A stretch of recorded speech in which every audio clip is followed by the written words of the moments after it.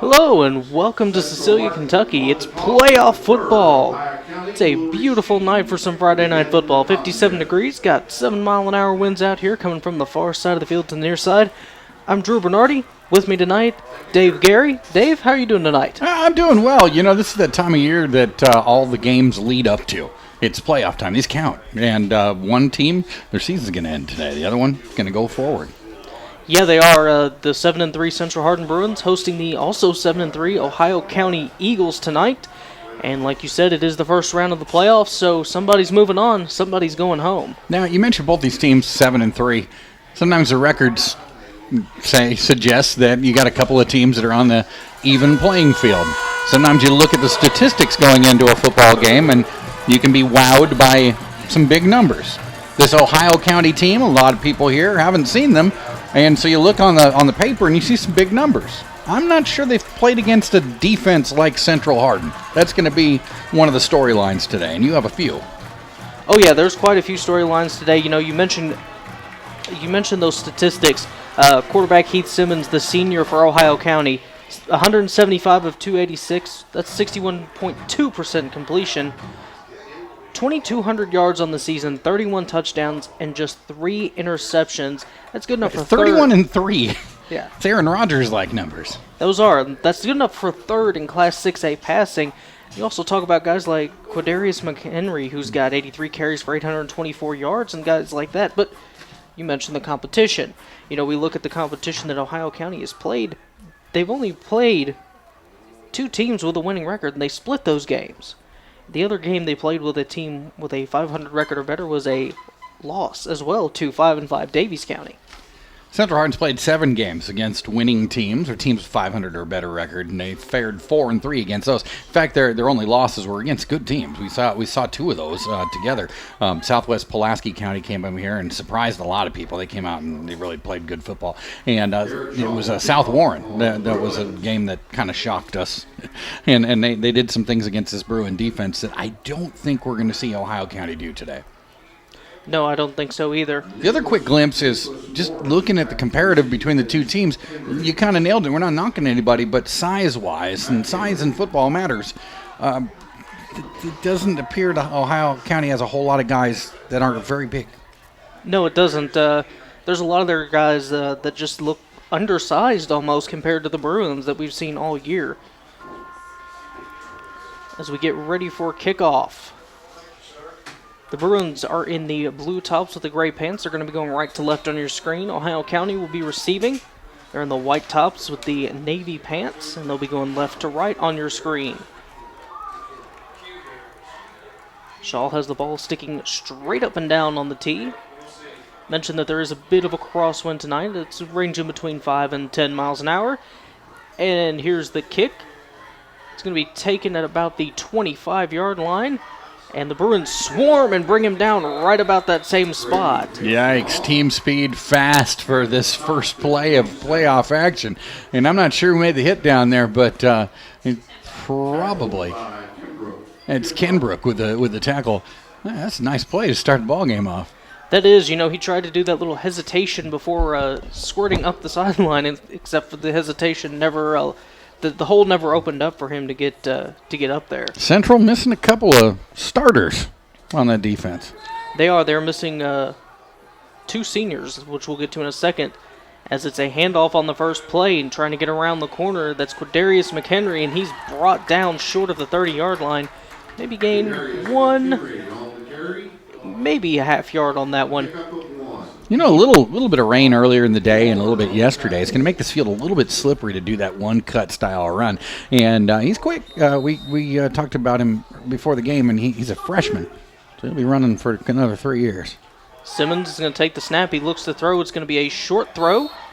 And that out of bounds, that is number 18. That's Shane Frady on the reception. They'll get up over the 30-yard line. Ohio County running kind of an up-tempo offense. They're not looking to take much of a break between plays. This will be Simmons working out of a pistol formation with a back behind him. Takes the snap, hands off to that second back. That's McHenry again, and McHenry is going to get, I believe he got the first down. And we've got a flag on the play. I'm not quite sure what happened on the far side over there. It's usually where you see a little bit of holding or something on that edge, but we'll await the call. Chase Elmore was able to force him out of bounds on that play. Defensive penalty, obviously. And it's a personal foul against the Bruins, so that's going to give a free 15 yards to Ohio County. Not the way you want to start this out. We mentioned that there's two seniors out on this Bruin defense. That's Connor Mann and Dylan Boogie Jenrette, two of the best players on this Bruin defense that are both out for this game. Ohio County now has the ball near midfield.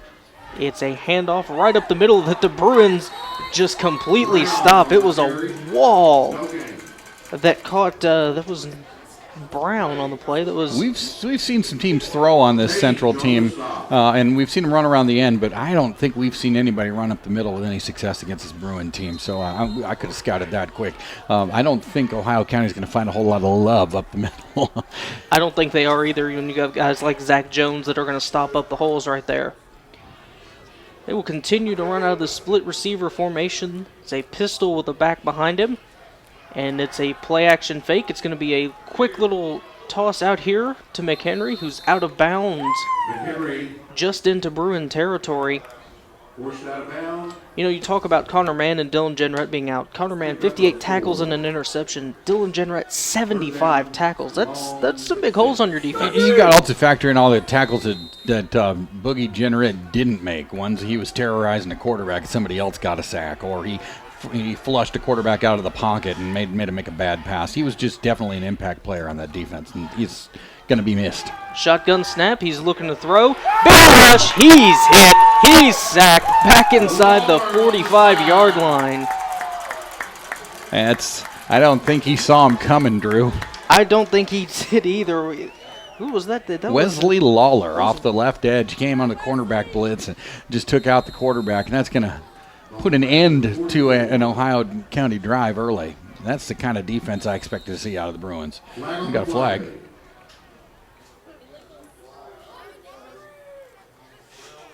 There's going to be illegal substitution on the offense.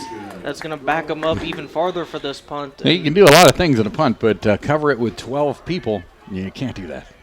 Yeah, no, that's your Seahawks are favorite. They're known for the 12th man, but that's not an actual 12th man. Yeah, on it's the kind of a field. metaphor for the crowd. Not sure the 12th man has got engaged in this one. Still some good seats available. And it's a punt that's going to go out of bounds. Looks at about the 38-yard line. While they're switching sides, take this moment to let you know this is an HCEC-TV student production, a division of the Hardin County Schools. Special thanks to our live sports coverage sponsors, Brandenburg Telecom, Physical Therapy Associates, eTownApartments.com, Bluegrass Cellular, eTown Exterminating, and West Point Bank. So now we'll see the Bruin offense for the first time tonight. Quarterback Jacob Hobbs, the junior, a dynamic junior. He's going to go out of the shotgun for his first play. We've been watching him develop into a nice quarterback. You can see the maturation happening. There he goes with one of his rushes. And we're not going to ever question the kid's toughness. We saw it last year. We saw him running with the football, and we just kind of cringed a couple of times. And we saw it a couple of times this season, too. But when he decides he wants to take off and run, he's taking off and running, and he does it with authority. You had some statistics that were kind of popping. He has more than 25% of the rushing offense of this team. Yeah, he does. He has 115 carries for 681 yards. He's going to continue to work out of the shotgun. He's got a man to his left and two receivers split to the top side. It's a handoff to Duncan. Duncan is around the right side, but a flag right at the line of scrimmage. And I believe that's going to be a procedural penalty against the Bruins. Hey, you just can't have two people moving at the same time during the snap. It's not Canada. So that's going to cost them 5 yards and probably going to replay the down. Now, it wasn't a big gain. They have a decision to make. They could decline that. Yeah, it looks like that the Ohio County will accept the penalty, but we're waiting to see for sure. Now, Hobbs can throw the football. We've seen that. Central just doesn't like to be in a situation where he has to throw the football, and that doesn't work doesn't work with him. Early in the season, he had some numbers that weren't very favorable for a quarterback, less than 50% completion ratio. But as the season's gone by, we've seen him make smarter choices and throw the football to open receivers. And he had some guys dropping balls early in the season too, and you can't always hang that on the quarterback. And we're going to have this one whistled dead. I'm not sure what exactly happened there. They're going to back the Bruins up again. False start on the Bruins. It's going to back them up another 5 yards. So it's going to be 2nd and 18. All week long, your team works on how that opening drive is going to go down. And at no point in time do you expect to be working out of a 2nd and 18 scenario on your opening drive. So it's going to be interesting to see what they do here. Hobbs not afraid to throw the football. I expect him to here. Hobbs will go out of the shotgun. He's got a protector to his left. Takes the snap, rolls out to the left, fires it, and he had a man out there, but it was dropped by Deonko Wilkerson, the intended receiver. We've seen Wilkerson do some nice stuff this season. He's emerged as the leading back for this football team, but sometimes running the football is not all you have to do. We've seen him play some defense too, but when it hits you in the hands, they usually say you should catch it. Yeah, and that pass looked a little bit low as it came in, and he was just not able to get his hands under it. I think he was intending to run farther forward instead of just diving for the catch. So a 3rd and 18, ball's on the 30-yard line. Hobbs will line up with 3 receivers to the near side. Takes the snap, he's going to roll out to the left, fires it for a man, and it's incomplete. It's going to come up just short. Intended for Gavin George. Good thought there. I think they're just a couple guys weren't on the same page. I think Hobbs wanted George a little bit earlier on the sidelines there. George had a little separation, but just didn't work out, and they're going to be punting here. Hobbs also the punter. Yep, so Hobbs, and when he's also the punter, and not in a situation like this, but when it's in a closer punting situation, you got to keep an eye on him to make sure he doesn't try to pull some trickery. He can throw. He can take off and run. I don't think we're going to see that here on 4th and 18 in a playoff game on their own side of the field in the first quarter, but stranger things have happened. He takes the snap, gets it away. It's a high punt that's going to take an Ohio County bounce and go out at about the 47-yard line. That's what I call not a highlight punt. No, that wasn't. I think the wind may have caught that one just a bit. A little bit. He wanted to get that off before the pressure got to him. They did come from a pretty decent rush from the left side there, and we've seen Hobbs do a kind of a modified rugby punt. Take a couple steps, shuffle to one side or the other. We're seeing more and more of that in a college game, and I imagine that's going to make its way to the pro game sometime soon, where people take 1-2 steps to the left or right to evade the rush and then pin it to the sideline. Simmons will take the snap. He hands off. That's McHenry, who's just going to get brought down immediately. I believe that was Lawler again, who came around on the outside. We mentioned earlier that Central's got a size and strength advantage up front. They've got some big guys on that line that don't yield a whole lot up the middle. So Qdarius McHenry, if he's going to pick up yards, is going to have to do it around the tackles. That he will, as Simmons goes in the shotgun again. It's a handoff to Caden Brown, and Brown's going to go around the left side. He's got a lot of room out there, and he'll be run out of bounds inside the 30-yard line. Yeah, I mentioned Qdarius is going to have to run around the outsides, but the old give it to the fullback once in a while keeps him honest. Yeah, it does, and Caden Brown, he's no slouch with the ball either. 100 carries, 806 yards, 5 touchdowns. That's not a bad average at all. Just give him the rock. Simmons is going to bring McHenry back into the backfield with him again. High snap, but he'll hand it off. And it's another McHenry running into a wall of Bruin defenders once again. You mentioned it earlier. I don't think this is a team that you can run up the middle against. You might get 1 or 2 here and there, especially if you mix it up with a fullback run. But I'm just not seeing McHenry having much success doing that. He's not a tackle breaker kind of runner. The freshman on the roster lists at 5'11", 176, and I think they might be rounding up in a couple of different categories there. McHenry will stand to the right. as Simmons rolls out to the right, fires it to the sideline, and it is incomplete. I'll tell you what, Wesley Lawler's been given the green light in this football game to blitz from the left side, and he has on almost every play. If he was just a little bit taller, he might have got his hands on that football. And just watching number 15 on that left side, he's just coming. And if he sees a certain read and he's not picked up, I would be surprised to not see some sort of adjustment by Ohio County to chip him or something, because he's causing some havoc back there right now. Caden Brown will be the protector in the backfield for Simmons. He's got 3 receivers split to the top side. Here comes Lawler. Takes the snap.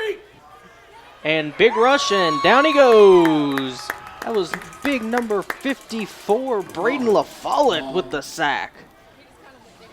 You mentioned earlier when we were talking before the ball game, the coverage started, that it's next man up. Without a guy like Boogie Jenneret in there making the tackle, somebody else has got to make it. There's going to be 11 guys on the field, and we're seeing some names step up that we haven't called in the same kind of frequency. We wouldn't say Jenneret's name 10, 12 times a game in some of the games we've covered, but some of these guys who are stepping up in this game already have an opportunity to shine tonight. Braden LaFollette has 42 tackles on the season, so he has been a big help for the Bruins the whole time. And, like you said, big shoes to fill, but he seems to be filling them pretty well. And this punt is going to be very favorable for Ohio County. It's going to bounce out of bounds inside the 10. Okay. I'll mark it out. We've seen 3 punts so far, and that's the best one we've seen.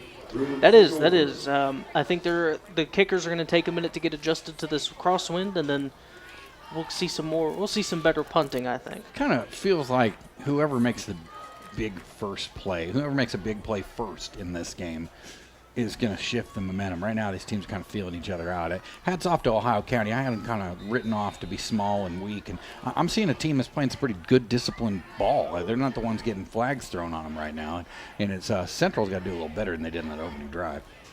And it's going to be a handoff to Gavin George, who's tackled behind the line. He's going to be tackled all the way back inside the 5-yard line. So I think that's Caden Brown with the tackle, doing it on both sides of the football. Yeah, he does play on both sides of the football. Caden Brown is also a linebacker. He has 38 tackles and 2 fumble recoveries for this Ohio County Eagles team. Yeah, they weren't having any of that. They heard me say something about them being small and not strong or something, and set that back. And here we go again, Drew. 2nd and 15. This is not how you practiced all week in your opening drives. It is not. Hobbs will go under center. It's a handoff, and here comes somebody rolling through the line. I believe that was Josh Valentine. It is.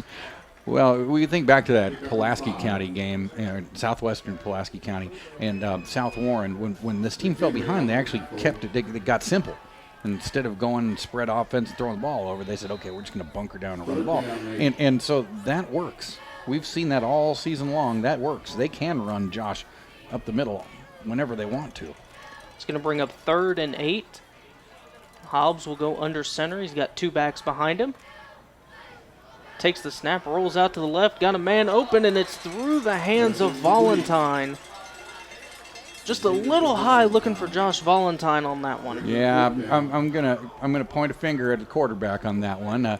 We've seen Jacob take off and run there, and it looked like he had some room to continue scrambling out there. He wanted to pick up the first down, and he threw a little bit behind his receiver. That's just one of those adjustments that you make with repetition and maturity. And sometimes, throwing the football in the cool weather when it's been warm all season long, it's a little tough too. So I'll make some excuses for him, but he knows that one was on him. Hobbs will stand back to punt. Takes the snap, rush comes at him. He gets this one away, and it's going to bounce down. A favorable roll. Favorable roll that's going to be down at about the 49-yard line of Central Hardin.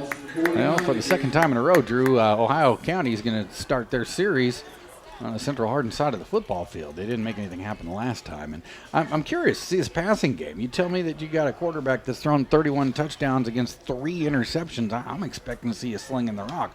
So far, they've tried to run up the middle against a pretty stout Bruin defense. And maybe that's just setting up the passing game. Maybe we'll see it here. And it'll be a pistol formation for Simmons. Got a man behind him. It's a handoff to McHenry. McHenry trying to get around the corner and cannot. as two Bruins came just speeding up. I imagine that's been a bread and butter play for them all season long. We've seen Stephen Livers of John Hardin have a lot of success running around the outside that way. I'm just not sure that that McHenry is going to find that kind of success against this Central Hardin team. I don't think so. Chapman and Bellin came flying up through the left side of there, and there was just nowhere to go. It's a play-action pass. He's looking to throw, fires it down the field, and it's intercepted. There you go. Chase Elmore with an interception. It was a heck of a toss. I'm not sure who he was throwing it to there, but he ended up hitting a Bruin who was wide open. He had a couple of receivers that were open and pretty sharp toss, but just not on target. Chase Elmore's third interception of the season is going to give the Bruins the ball 1st and 10 at the 30-yard line. It's just a nice defensive play, and maybe that's the big play that gets this Bruin team a little pumped up. The crowd needs to get a little pumped up. I'll tell you, there's still some good seats available here. Maybe they're saying, hey, it's round one. We're going to sit this one out.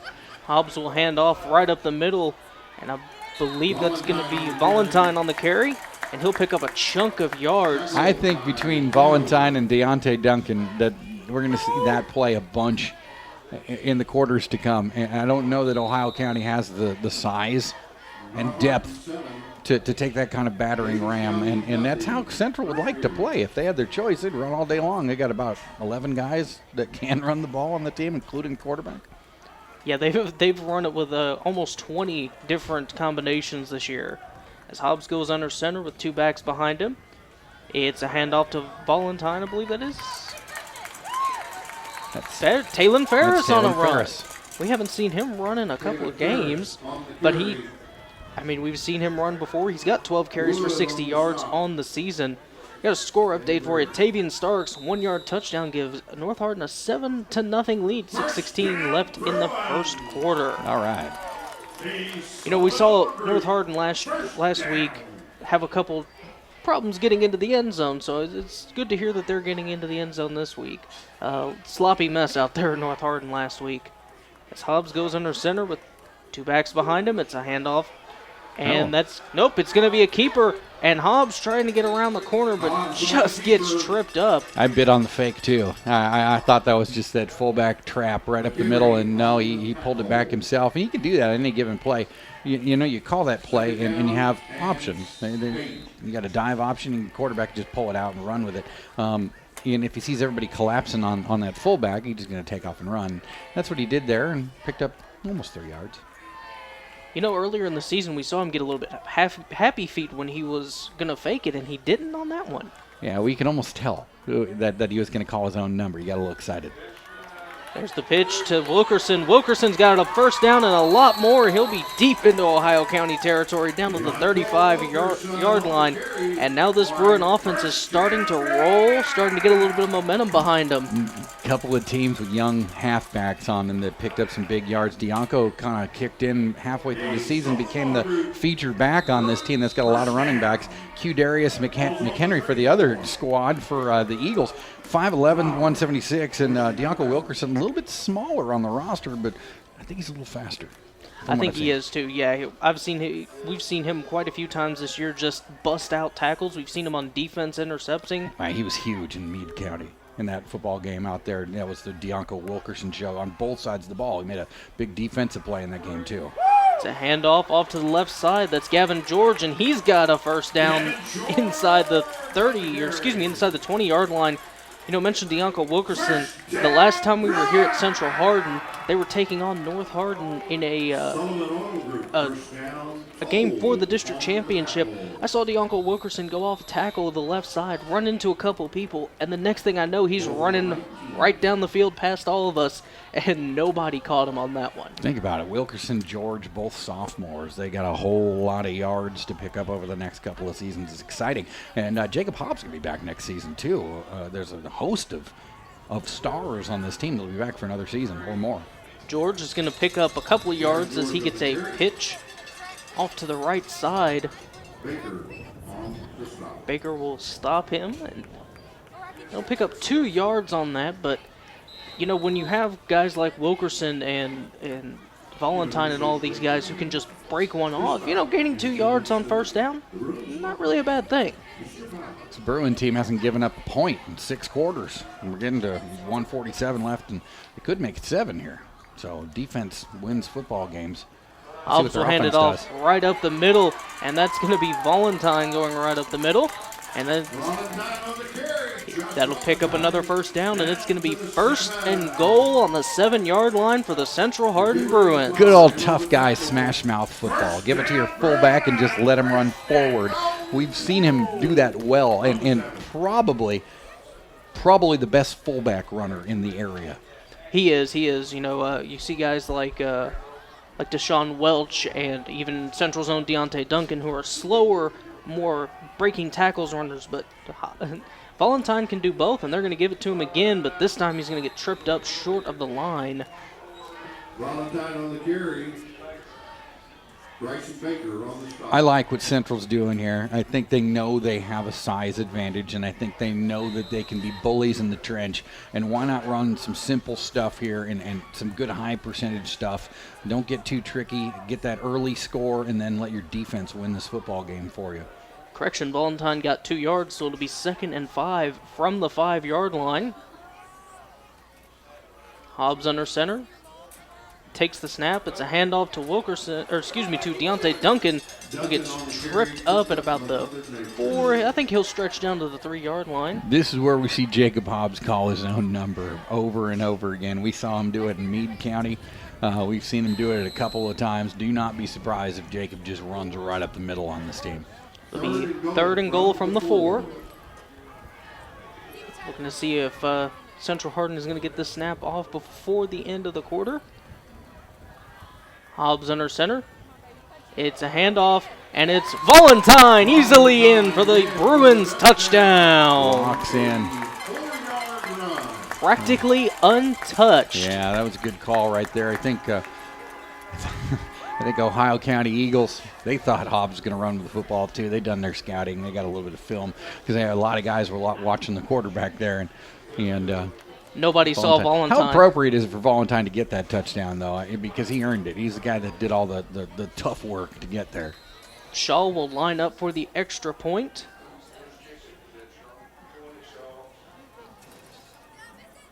Snap is good. Hold is good. That kick is on its way. And that kick is good. And that, with 5 seconds left in the first quarter, the Central Hardin Bruins lead the Ohio County Eagles 7-0. This is a Hardin County Educational and Community Television student production. HCEC-TV is a division of Hardin County Schools.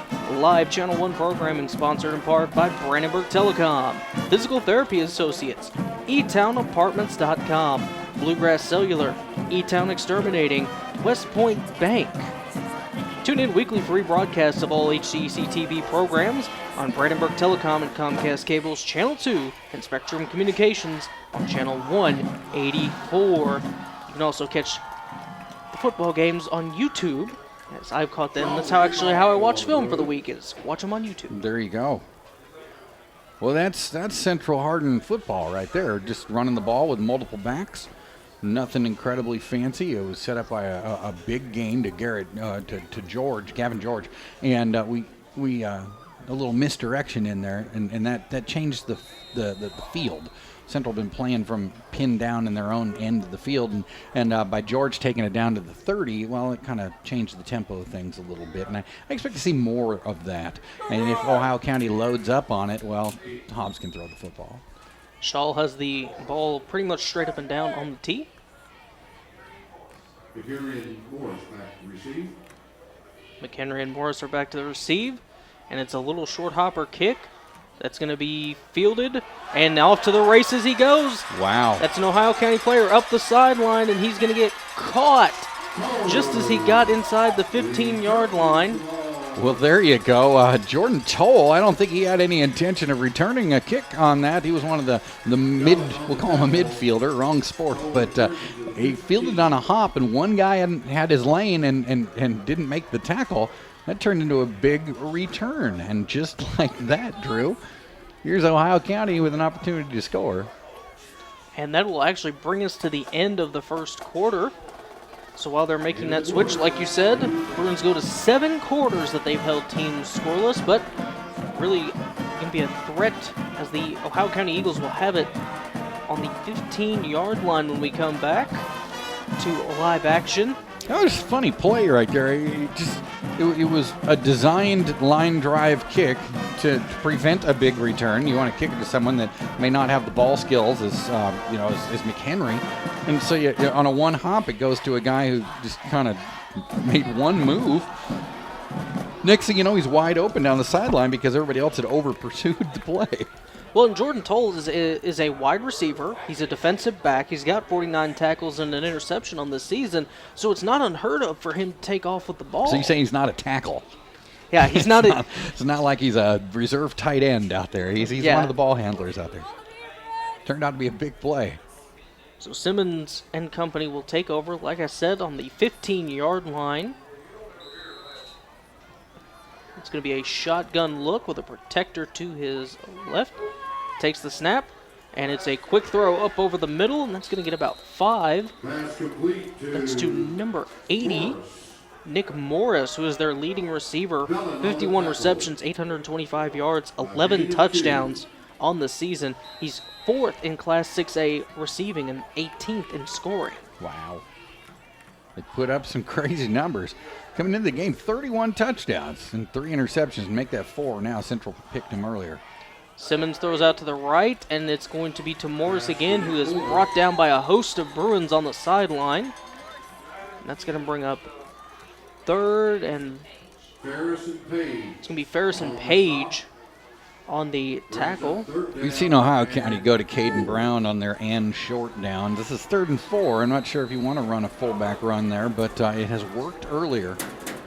McHenry not in this backfield. Simmons will go out of the shotgun, takes the snap. He is looking to throw.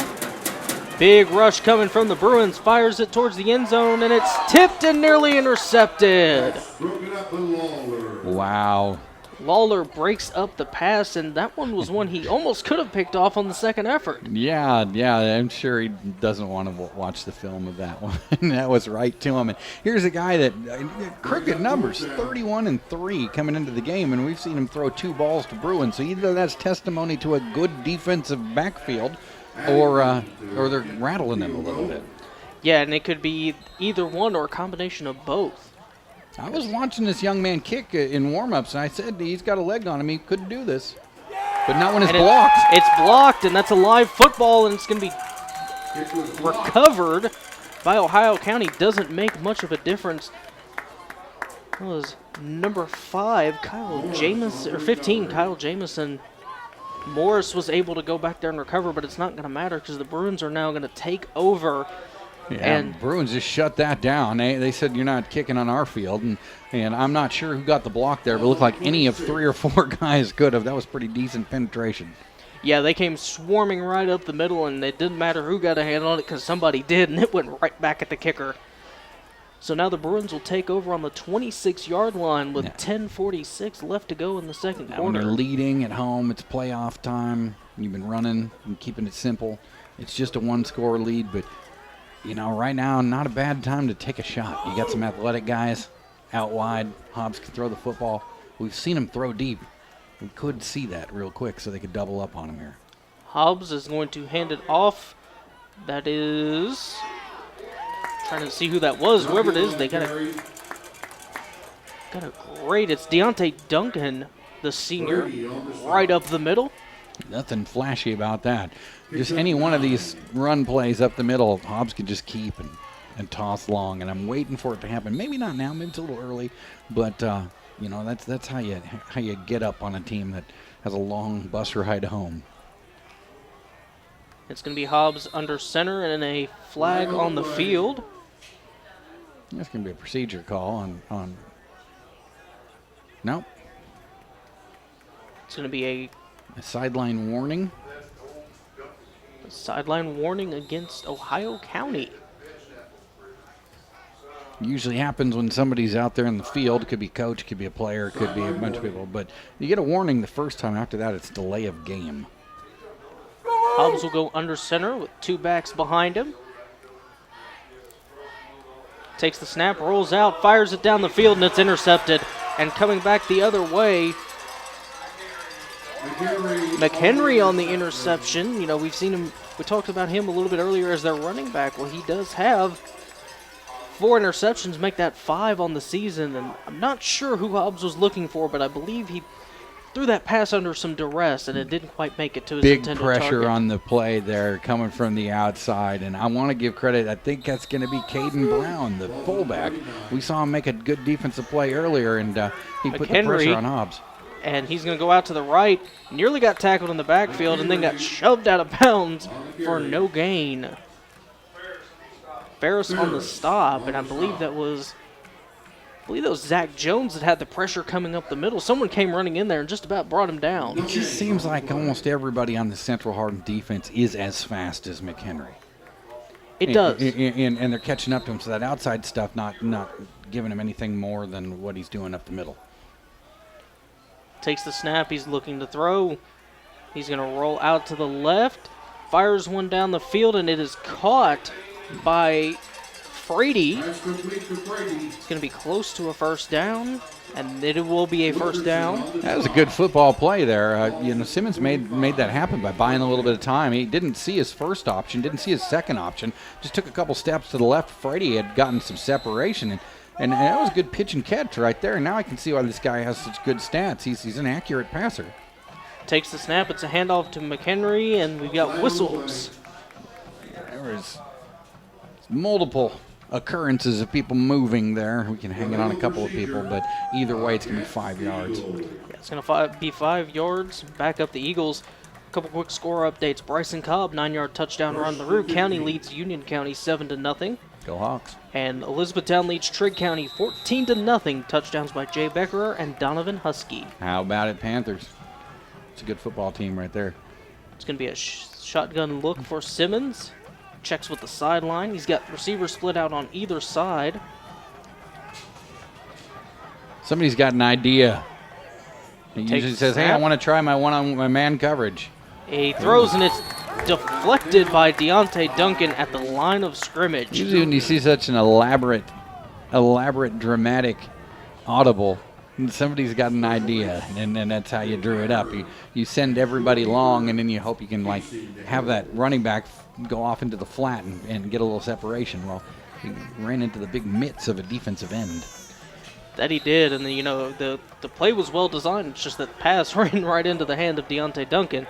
Takes the shotgun snap, steps up under pressure. He's going to get hit and brought down. We talked before the game, Drew, and I said I don't think Simmons has seen a pass rush like this. We've seen Central Hardin get after every quarterback in every game that we've been at, including some good ones. Steve Spurrier's grandson was a pretty good quarterback, came and played here, and we saw them get after him here. And we saw him against Pulaski County's or Southwest Pulaski County's quarterback. This Central Hardin defense is no joke. It isn't. 3rd and 12 from the 28-yard line. Takes the snap. He's looking to throw. Fires it down the field, and it is caught. That's a nice football play right there. That's his favorite target, number 80, Nick Morris.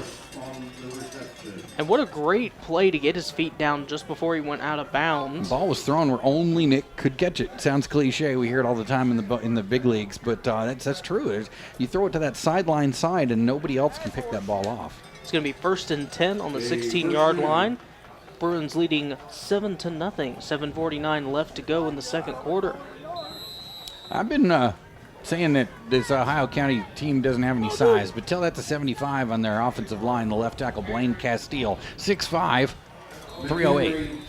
McHenry went right up the middle, and as he usually does, ran into big number 62 Zach Jones, among others, who brought that one down for not a very big gain. It's going to be 2nd and 6 on the 12-yard line.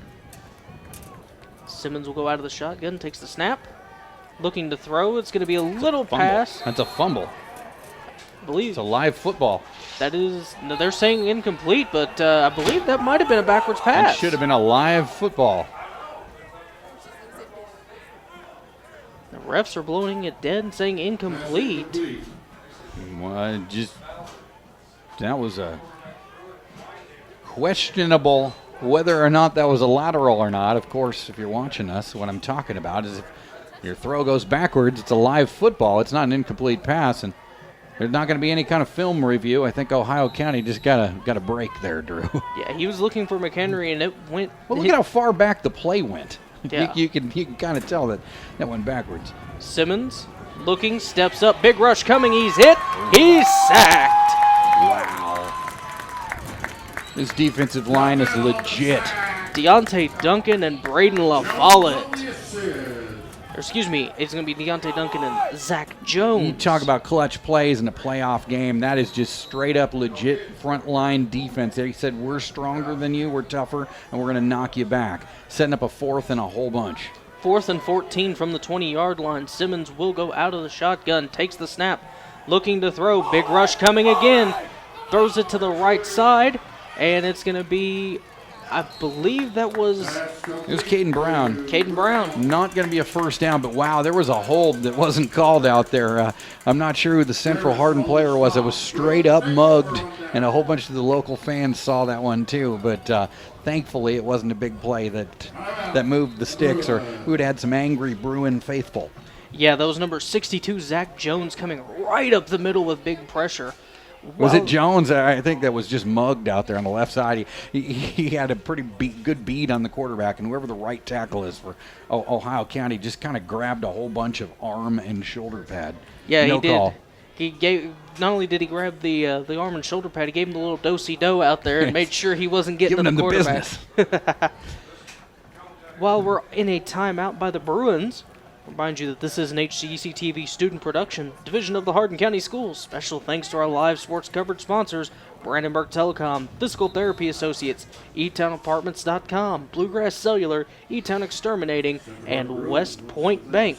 Tune in weekly for rebroadcasts of all local HCEC-TV programs on Brandenburg Telecom and Comcast Cable's Channel 2, as well as Spectrum Communications Channel 184 and the HCEC-TV YouTube page. Here's a favorable situation for the Bruins, even though they take over, deep in their territory.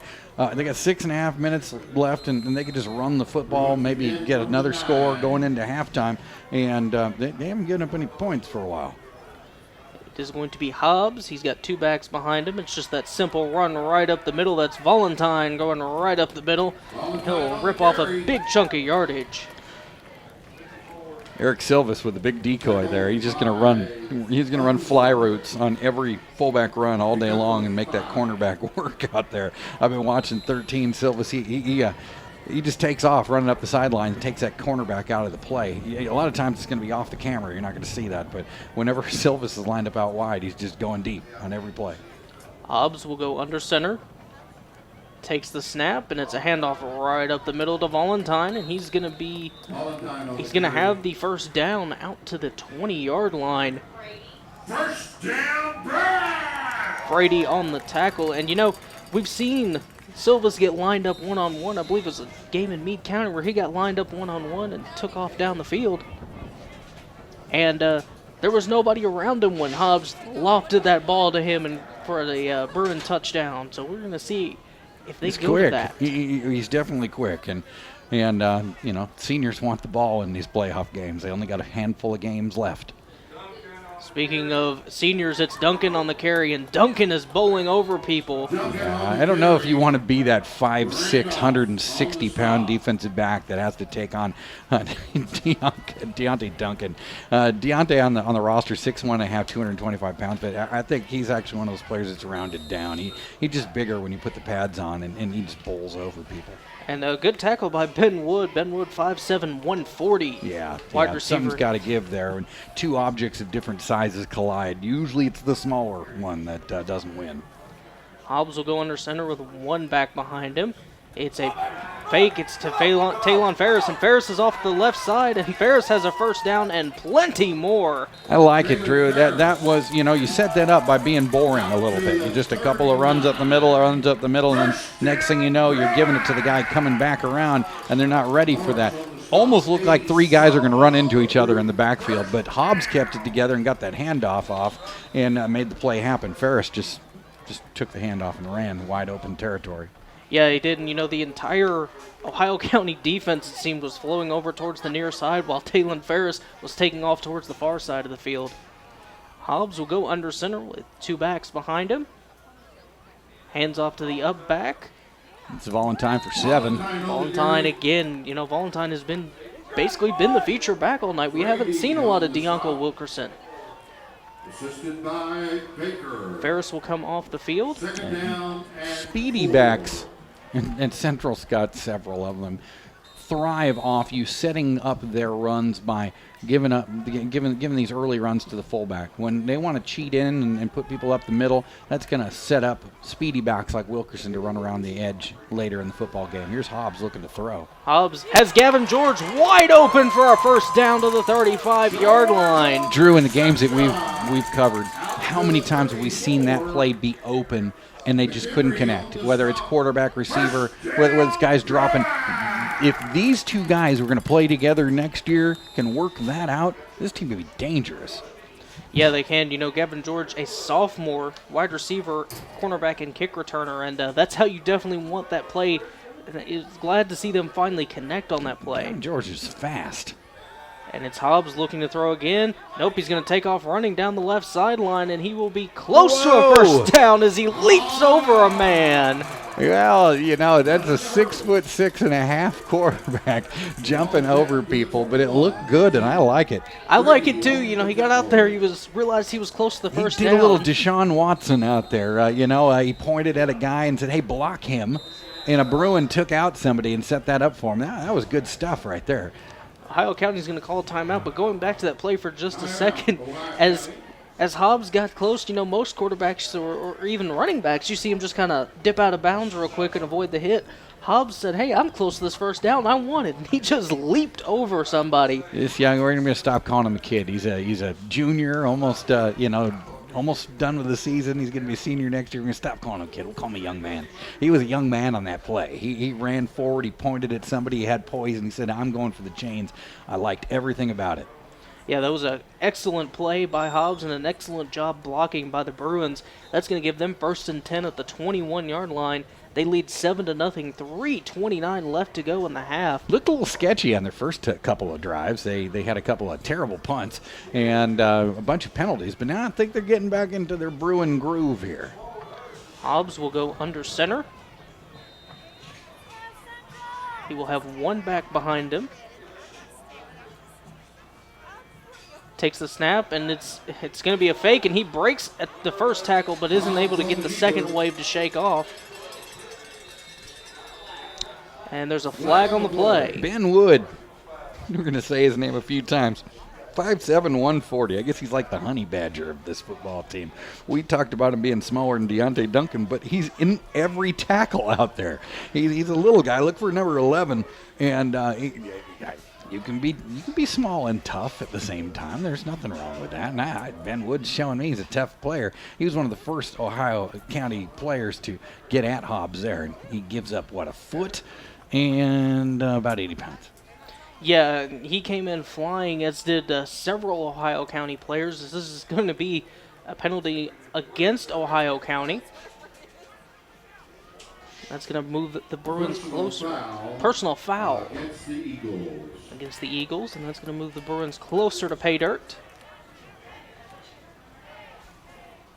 If you're the Eagles, that's not exactly how you drew it up. Your defense is trying to make a stand here. You don't want to give up 15 more. 3 minutes left in the half, and the way the Central's playing football on defense, it's going to be kind of hard to make up 2 scores against them. Bruins will have the ball on the 10-yard line. Hobbs takes the snap, hands off to the right. It's a touchdown, Bruins! That's George.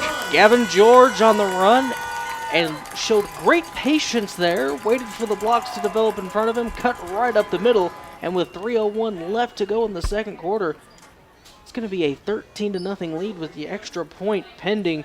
We mentioned that run up the middle, and it once again it works. You also mentioned they got multiple guys that can run the football. This is a sophomore that made a big catch earlier that set him up in the situation and then ran it in for the score. So Central Hardin's depth is going to come in handy here in this football game. If they can continue to have a lead, Drew, you might rest a couple of guys knowing that you're going to be back here next week if you come out with a victory and have another possibly stronger opponent that you're going to play against. Let's not write off this Ohio County team. We've seen some flashes of brilliance from them, but they've got to respond here, and I think they really need to score before this half is over.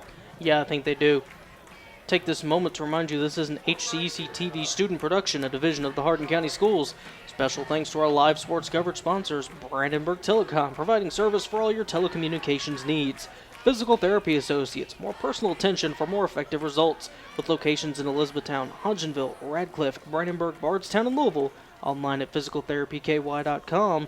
Also eTownApartments.com, Bluegrass Cellular, eTown Exterminating, and West Point Bank. Score update, Derek Smith takes in a 16-yard pass from Tyler Durbin. Elizabethtown leads Trigg County 21-0. There you go. Everybody local is going to win. Cross their fingers on that one. Now, earlier, a special teams breakdown set up Ohio County with pretty good field position and ultimately led to a blocked field goal. But I'm sure somebody said something to somebody about the coverage on that last kickoff. Yeah, the Bruins are definitely lining up like they're ready for anything this time. As Shaw lines up to kick. McHenry and Morrison back to receive for the Eagles. Shaw is going to kick this one quite a bit deeper. It's going to be taken, and the guy slips. That was Morris, and Morris is trying to weave his way through the Bruins and finds a wall of them at about the 30-yard line. Morris got popped earlier in the contest, too, on the first kickoff of the game. He took another hit there. I'm not sure who to give. Chapman on the stop. Chapman on the stop. Chapman with the stop. What a stop it was. There was some contact going on out there. Jace Chapman. Tell you what, Jace Chapman and Talon Ferris have kind of been the Swiss Army knives for this Bruins team, playing both ways and making some noise on both sides.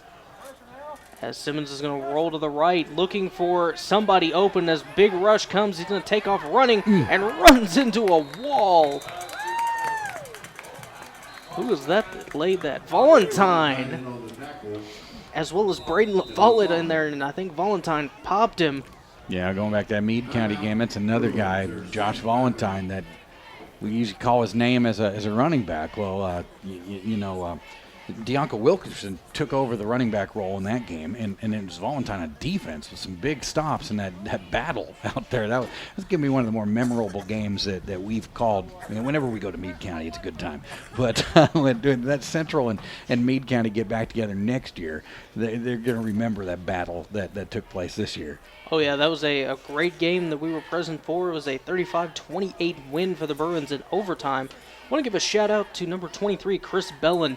He's a running back and an outer linebacker, but he's been playing kind of a middle linebacker safety role with Connor Mann out, and he's got 62 tackles on the year, and he's been playing great out there tonight.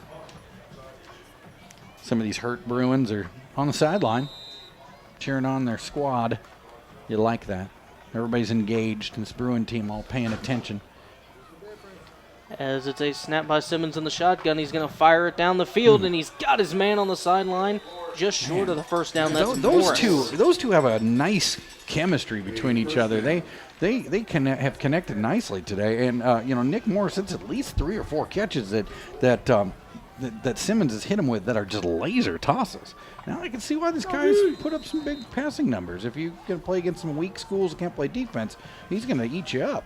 Simmons is going to throw it across the middle. That's to Ben Wood, who's tackled at about the 47-yard line. Simmons has that quarterback build, 6'4 plus. Got a lanky, mobile build about him, and when he throws the football, it looks good. He does, and he's been mobile this game, and he's had to be because here come the Bruins. He's looking deep. He's going to fire it down the middle, and it's incomplete. He kind of back-footed that one. He had a receiver wide open, and he was under a little bit of pressure up the middle. But I think, I was talking about him looking good. That was a fundamental mistake there. He wrist flicked, back-footed, whatever you want to call that one. John Gruden wouldn't have liked it. Yeah, he was intending for Shane Frady, and I tell you who was almost closer to getting that one was Deonko Wilkerson. Simmons will go in the shotgun. 3rd and 6, takes the snap. Big rush coming. He gets the ball away, and that's going to be Frady catching it for a first down. But I tell you what, Noah Page came flying in and just about brought Simmons down. Yeah, that'll mess with any quarterback's mechanics is a little bit of pressure. And, Bruins have been bringing it. I don't know that I've seen them blitz like this season. They know that they're up against a spread team, a team that's going to throw the football. So that's what they're going to do, is they're going to chase them. Simmons will go out of the shotgun with trips to the near side, takes the snap, still looking to throw. Here comes a big rush by the Bruins again. They'll get him again. Wow. This is a heck of a team effort on defense. I'm going to give it 54. La Follette, 6 foot, 215. Jones and La Follette on that. You know, when I mentioned the keys to the game, disruption is key. Collapse the pocket, hit Simmons early, and that's exactly what they've done. Yeah, it's they're a all short over him. ball that's incomplete. Can't catch it on one hop. That's not this game. But a good thought there. They set up kind of a little screen to offset the pressure that Central's bringing. Just didn't happen. Ohio County right now, I don't know. Like I said, I don't think they were ready for the kind of pressure they were going to get today in this football game. Both these teams, 6A teams, you're going to see some competition, but Central can dial up some pressure on a quarterback. We've seen it all year long. Simmons trips to the near side, takes the snap, big rush coming again, throws it short. That's going to be caught by Morris, who's tripped up by Deonko Wilkerson, short of the first down. It's going to bring up 4th down at the 43-yard line. They're down 2 scores. They're not punting. Yeah, just under a minute left. Simmons will go in the shotgun. 4th and 7, takes the snap. Steps up, fires it deep down the field, got a man open, and it's dropped out of bounds. The opportunity was there. He's looking for Seth Stevens, number 32, who was wide open and then just dropped it. And he kind of got hung up on the sideline there, and Simmons put that on the sideline side of him instead of putting it in front of him. And that could have been a big play by Ohio County. Now you got to wonder what Central can dial up here. They got a timeout left. They've got a quarterback who's mobile and can throw. They might try to get on the board here. They're not coming out in victory formation as we've seen them do before. Hobbs is going to roll out to the left, looking to pass, fires it down the field, got his man. And that is Deonko Wilkerson for our first down. Stopping first down. Wilkerson on the reception. What a great play. Found his man wide open. They'll be down to the 32-yard line. 39 seconds left. Hobbs will go out of the shotgun. Takes the snap, rolls out to the right, looking for somebody open. Throws it, and it's intercepted by McHenry. McHenry coming back towards the left side. He's got nobody in front of him, but maybe 1 or 2 Bruins. He's down the left sideline, inside the 50, and he's knocked out of bounds at about the 40-yard line. Well, when you're trying to pour it on before half, that is not what you want to have happen. I think Jacob made a poor choice there and probably should have run the football or fired it out of bounds and given himself another choice. But here's an Ohio County team that's got a quarterback to throw the football. Let's see if he throws toward the end zone 2 or 3 times and tries to make something happen. Central would have loved to have been up 3 scores going into the locker room there, but sometimes you can be a little too aggressive, and that one's on the young quarterback. We're going to knock him back to being a kid again if he's going to do that. Simmons will go out of the shotgun. He's got a protector to his right. Ball is on the 40-yard line. He takes the snap. He's looking for somebody. Fires it across the middle, and it's caught. Wow.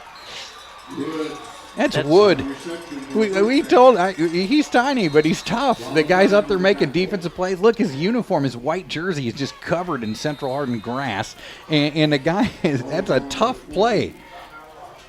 And Ohio County will take a timeout. That'll set them up at about the 20-yard line with 9 seconds left to go in the half.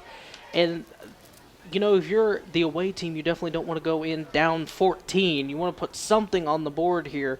But you may have to just launch it into the end zone because I don't think the Bruins are going to let you kick the ball. No. The last time they tried to kick a field goal, it was just denied. And I think they'll see more of the same if they try to do that from here. And I'm not sure that I saw 38-yard distance out of their kicker. I saw 35-yard distance out of their kicker warming up. Not incredible accuracy, so I don't expect to see any kind of kick attempt here. They're down 2 scores. You got a quarterback that can throw the rock. You might as well take 2 shots at the end zone. And as long as the plays are quick, you do have time for 2 shots at the end zone. As the Bruin crowd starts to get loud. Keep an eye on the tough guy, little number 11 there. Lined up in the slot on the left side. He takes the snap. He's looking. Rush coming. Fires it towards the end zone, and it is incomplete. Out of bounds. So close. Looking for Morris in the end zone, and I believe he just came down out of bounds, so that's going to leave 2.8 seconds left He on the caught clock. the football. He just didn't get a foot in, and that was close. That was very close, and a good job by the Bruin defender to force him out of bounds as he tried to come down with that ball.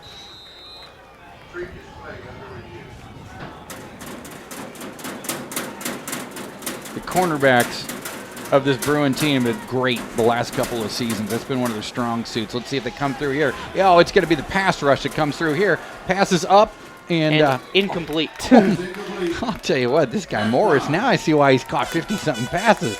He's exciting. Thanks to Michael Jervis. Well, Drew, that's 8 quarters in a row, and Central Hardin hasn't given up a point. That is impressive defense. The last time that they had let somebody score, it was North Hardin a couple weeks ago in the second quarter.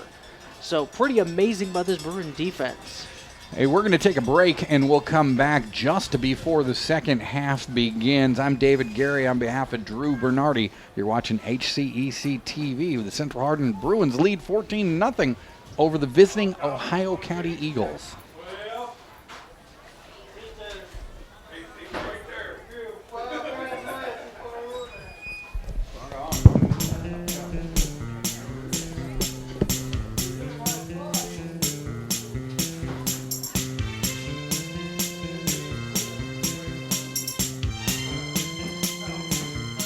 We don't have all the results in. I think we're going to probably be 3rd, 4th, 5th, somewhere in that range. So that's slightly disappointing, but we just had the individual champion, Alan Lockwood, one of our freshmen. He just shot 200 par, and so pretty exciting day for him, and he's going to be the individual region champ. He'll be at state. We just had some really interesting rounds of golf today. A couple of our boys got off to a really rough start and, played great golf on the back nine, and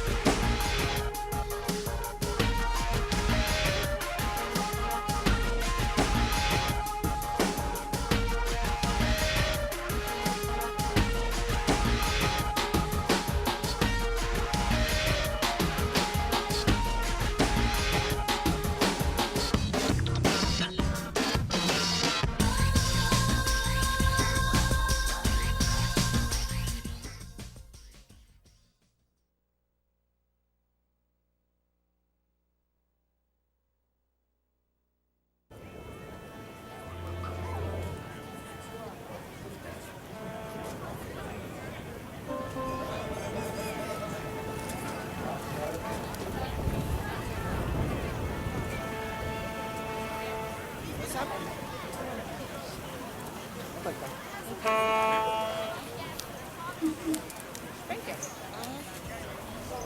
Eddie?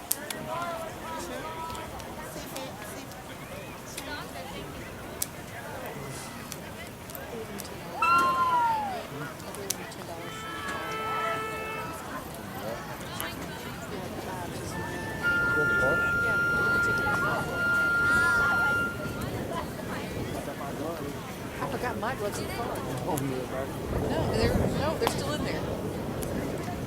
I'm thinking about going to get them. But that guy really didn't like me or whatever. Making a job too, but no time.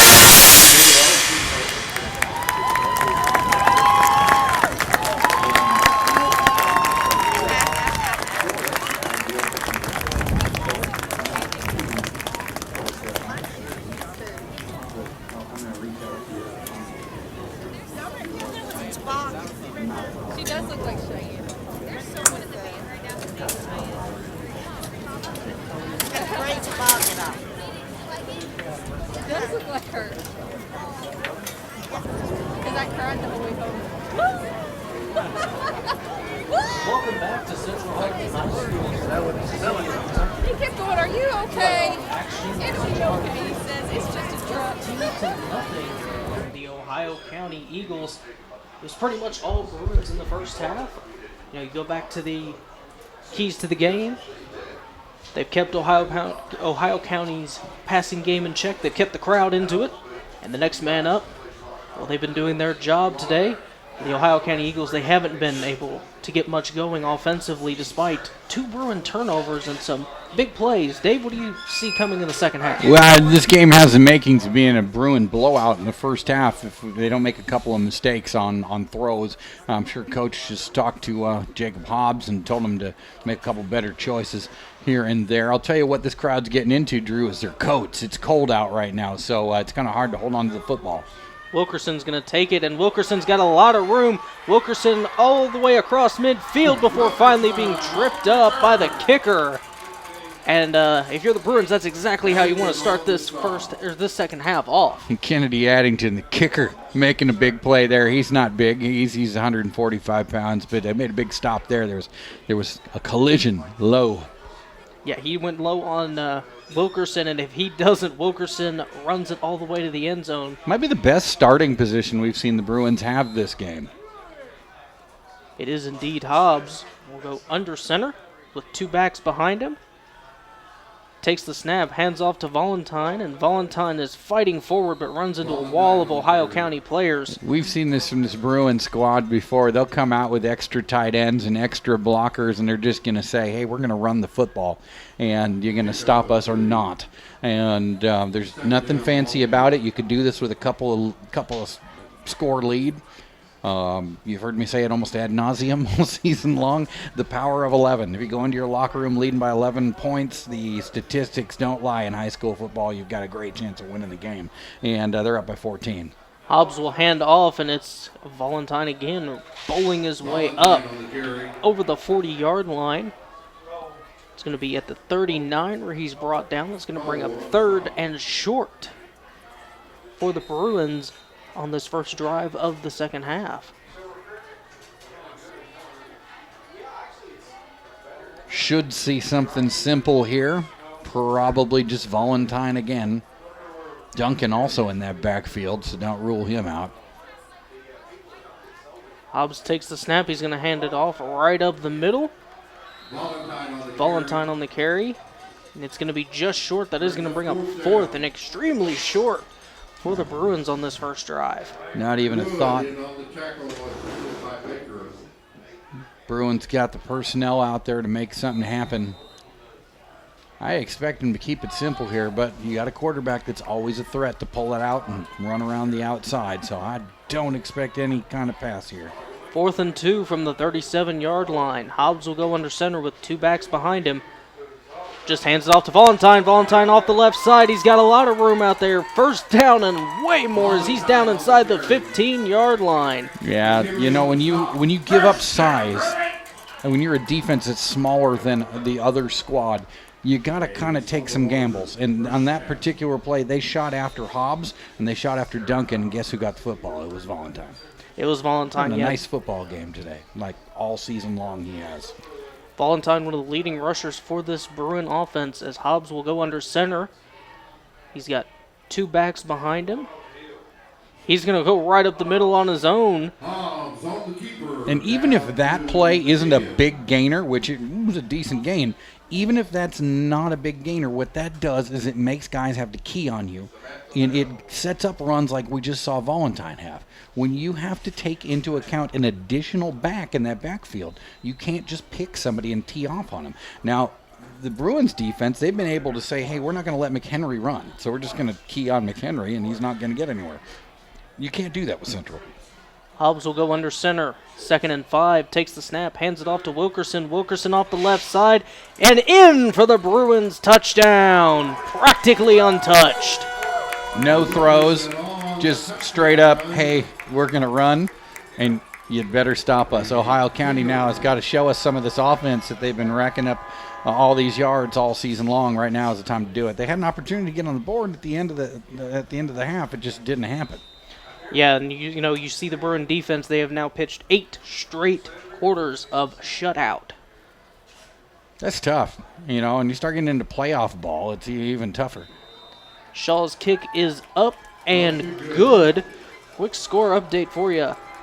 At the half, Elizabethtown leads Trigg County 28-0. Jay Becker with a 50-yard score that ended the half. And Davies County leads North Hardin 20-7 at the half. This is Nate. I said earlier that everybody was winning. You pointed out I had to jinx them, right? Yeah, you had to Maybe jinx North somebody. can pull it out. HCEC-TV Student Production, Division of the Hardin County Schools. Special thanks to our live sports coverage sponsors, Brandenburg Telecom, Physical Therapy Associates, eTownApartments.com, Bluegrass Cellular, eTown Exterminating, and West Point Bank. So now the Bruins will line up to kick off to Ohio County. 9:05 left in the third quarter. The Bruins are up 21-0. If you're Central, that's exactly how you wanted to come out of your locker room.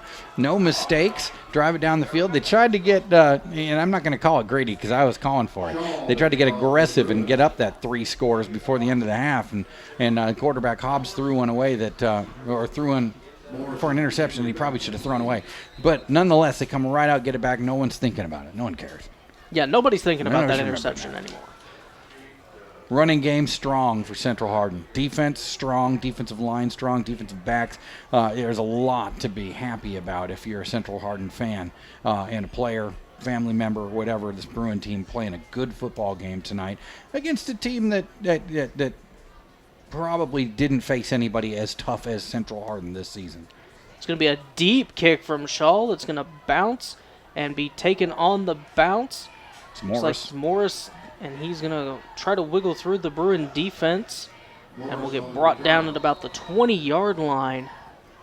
Try to make something happen there. Tried a little shake and bake to get free, but the Bruin kick coverage team wasn't having any of it.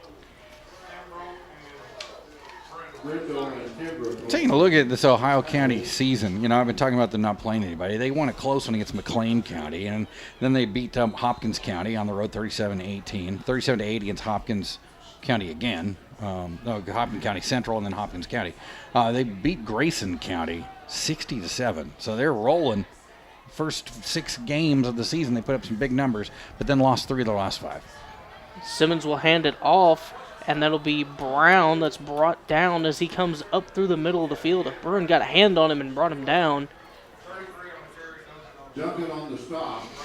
Duncan Ohio with the County stop. came into this with 4,000 yards of offense. You know, that's putting up about 400 a game, and that's pretty big numbers. We kind of expect to see a little bit. We see some flashes of brilliance from this squad here, but this Bruin defense is, I'll say it again, legit. Simmons takes the snap under a duress. Big rush coming. He escapes, rolls out to the right, fires it off his back foot, and it's going to be short of the intended receiver. There's quite a few Bruins who came flying up through the line on a rush there, and I don't know how Simmons avoided being sacked and then got away from it. Yeah, he did a good job there. He just, again, threw it off that back foot. When he threw his interception earlier, that's what he did. He back-footed it, and he did it again there. 3rd and 5 from the 25-yard line. It's a handoff right up the middle that goes absolutely nowhere. Yeah, Zach Jones has decided he's not going to allow anything up the middle. And that's we talked about that early in the football game. That's not where you're going to get yards if you're Ohio County. Yeah, Zach Jones and Deontay Duncan decided you're not running past us. Hey, if you're a LaRue County fan, Bryson Cobb just scored on a 35-yard run. They lead Union County 14-0 in the 3rd. Hawks. As Ohio County prepares to punt this ball away from their own 25-yard line. 7:38 left in the 3rd quarter. It's a high snap and a high kick. It's going to take an Ohio County bounce and roll, but it's going to be downed inside Ohio County territory. Kick might have gone higher than long. It might have, and I almost lost it in the lights for a second I did there. lose it in the lights for a bit. I expected it to kick a little more favorable roll. Did not, and for the 2nd straight possession, here's the Bruins on the other side of the football field. And as they get ready, here comes Hobbs jogging out to the huddle. You know, we talk about they're leading 21-0 right now, 7:26 left. They're going to have the ball 1st and 10 on the 47-yard line. Hobbs is going to go under center, 2 backs behind him. They don't seem to be wanting to to leave this formation if it's working. It's going to be a quick pitch to the right, looking for Gavin George, who spins out of a tackle and gets back to the line of scrimmage. Excuse me, that was Chris Bellin. Chris Bellin with the carry. Only had a couple last week. Only had a couple last week. You know, on the season, he has almost 200 yards and 2 touchdowns on the season. We've seen him a lot more on defense. I believe in the Meade County game, he was exclusively defense. Been a couple of those games. Yeah, and you know, I was reading in the News Enterprise. Sounds like Chris Bellin likes playing defense. He says, hey, however he can contribute to the football team, he's going to do it on that side of the ball, and he's done a fine job all season long. 2nd and 11. Hobbs is going to give him that Ferris to the left side, that fake, but well sniffed out. This is Nick Morris on the stop. Nick Morris. Zach Morris is on Saved by the Bell, I think, but that's all right. It happens to us once in a while. Oh, those little slip of the brain there. Oh, that's all right. First couple of games where we had Deonka Wilkerson playing, I was calling him Anthony Witherspoon, who plays for a completely different school. But now I know his name, and he's going to be playing for another couple seasons. I've got it figured out by now. As Hobbs is going to work out of kind of a pistol. It's a handoff to Duncan. Duncan off the left side. Duncan bowling over a couple people, but not going to make a lot of room. Morris on the stop Morris again. and Wood. These guys aren't big, but they're tough. And that's the 4th and long, and guess what? Ohio County said, not on our side of the field. Yep, it's going to bring up a 4th and 7 on the 44 for the Bruins. Thou shall not pass. And they're going to line up in punt formation. Hobbs in the backfield. McHenry back to receive. McHenry's going to be back to receive the punt.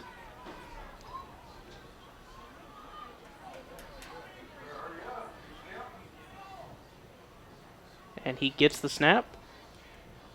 Good punt this time. It's going to go down and take a Bruins bounce. Wow. And it's going to go for a touchback. That was close. That was close. Hitting the pylon's a touchback. But you know, if it hits on the inside of the pylon, that's about as perfect a punt as you can get. And why not take an opportunity there to kick it downfield? But it just didn't work out. Almost a great punt by Hobbs. It was a good punt. But not that was a good punt, yeah. And if it bounces just a little bit back this way. It was better than some earlier punts. It was very better much for the so. average. 21-0, the Bruins leading with 5:13 left to go in the third quarter. The Eagles take over 1st and 10 on their own 20. Simmons hands it off, and right up the middle is going to be Kalen Brown. Caden Brown with a... Caden Brown's had more success than McHenry has in this game. And, well, you know, I expected to see Darius McHenry doing a little bit more. He's not, but Brown's picking up the tough yards. Brown will pick up a 1st down out to the 30-yard line. Yeah, Caden Brown had 8 touchdowns on the season. Looking to throw. Big rush coming. He's hit. He's sacked. Yeah, if there was a fantasy football defense for high school, I think we'd want the Bruins today. I unofficially have him at 8 sacks right now. Yeah, he has not had a solid pocket the entire game. The Bruins are just collapsing the pocket, putting pressure right in his face, and that's led to the mistakes we've seen, the misfires, the interception. And right now it's got the Eagles backed up 2nd and 15 back to their own 25-yard line. As Simmons gets the play in from the sideline. As we mentioned earlier, you know, Bruins on an 8-quarter streak right now, not giving up any points, and 4 minutes left in this quarter. Looks like they could do it again. When you're a defensive player, you take pride in that big 0. Handoff, it is up the middle to Caden Brown, who's hit by a couple of Bruins. Truck sticked a couple people. And finally brought down, I believe that was Bellin that brought him down. And you're right, he trucked over a couple of Bruin defenders as he got out there to the right side. It's going to bring up 3rd and 4 on the 36-yard line. Simmons takes the snap. It's a handoff right up the middle, and here comes Caden Brown again. He's got a 1st down. That's just willpower right there. He decided he was going to get a 1st down, and no one was going to stop him. He got some momentum going, and he did all that. Now, the thing that I find interesting is the biggest guy in the football field is the left tackle of this Ohio County team, but they almost consistently run off the right side. And Caden Brown was a little bit shaky getting up, so he will go to the sideline. McHenry will take his place in the backfield. Big rush coming. He's hit. He's sacked again. Nueve. Call it 9. Big sack number 9. That edge rush has worked all day long. And now I'm seeing a little bit of why maybe they're not running to the left side. Big 75 is a big guy. Not very quick on that. And they're running fast guys around him. Yeah, Page came in on the rush, and he had a little bit of help there, but they brought him down. That's going to bring up 2nd and 17 from the 35-yard line. 3 minutes left to go in the third quarter. Takes the snap. It's a handoff to McHenry, and McHenry just trips up over his own feet. I believe the turf monster got Yeah, I them. blame that one on the band. They walked around in that area or something there and made it mushy. So Mother Nature had something to do with that, too. There just wasn't good traction. He slipped. That's going to bring up 3rd and 18 on the 34-yard line. Keep an eye on 80, Morris. He's been open all game long. I'm sure that's where they're going to be throwing this football. Takes the snap. Throws it out on the little check down to McHenry. McHenry, boom! Gets laid out. Who was that on the sideline?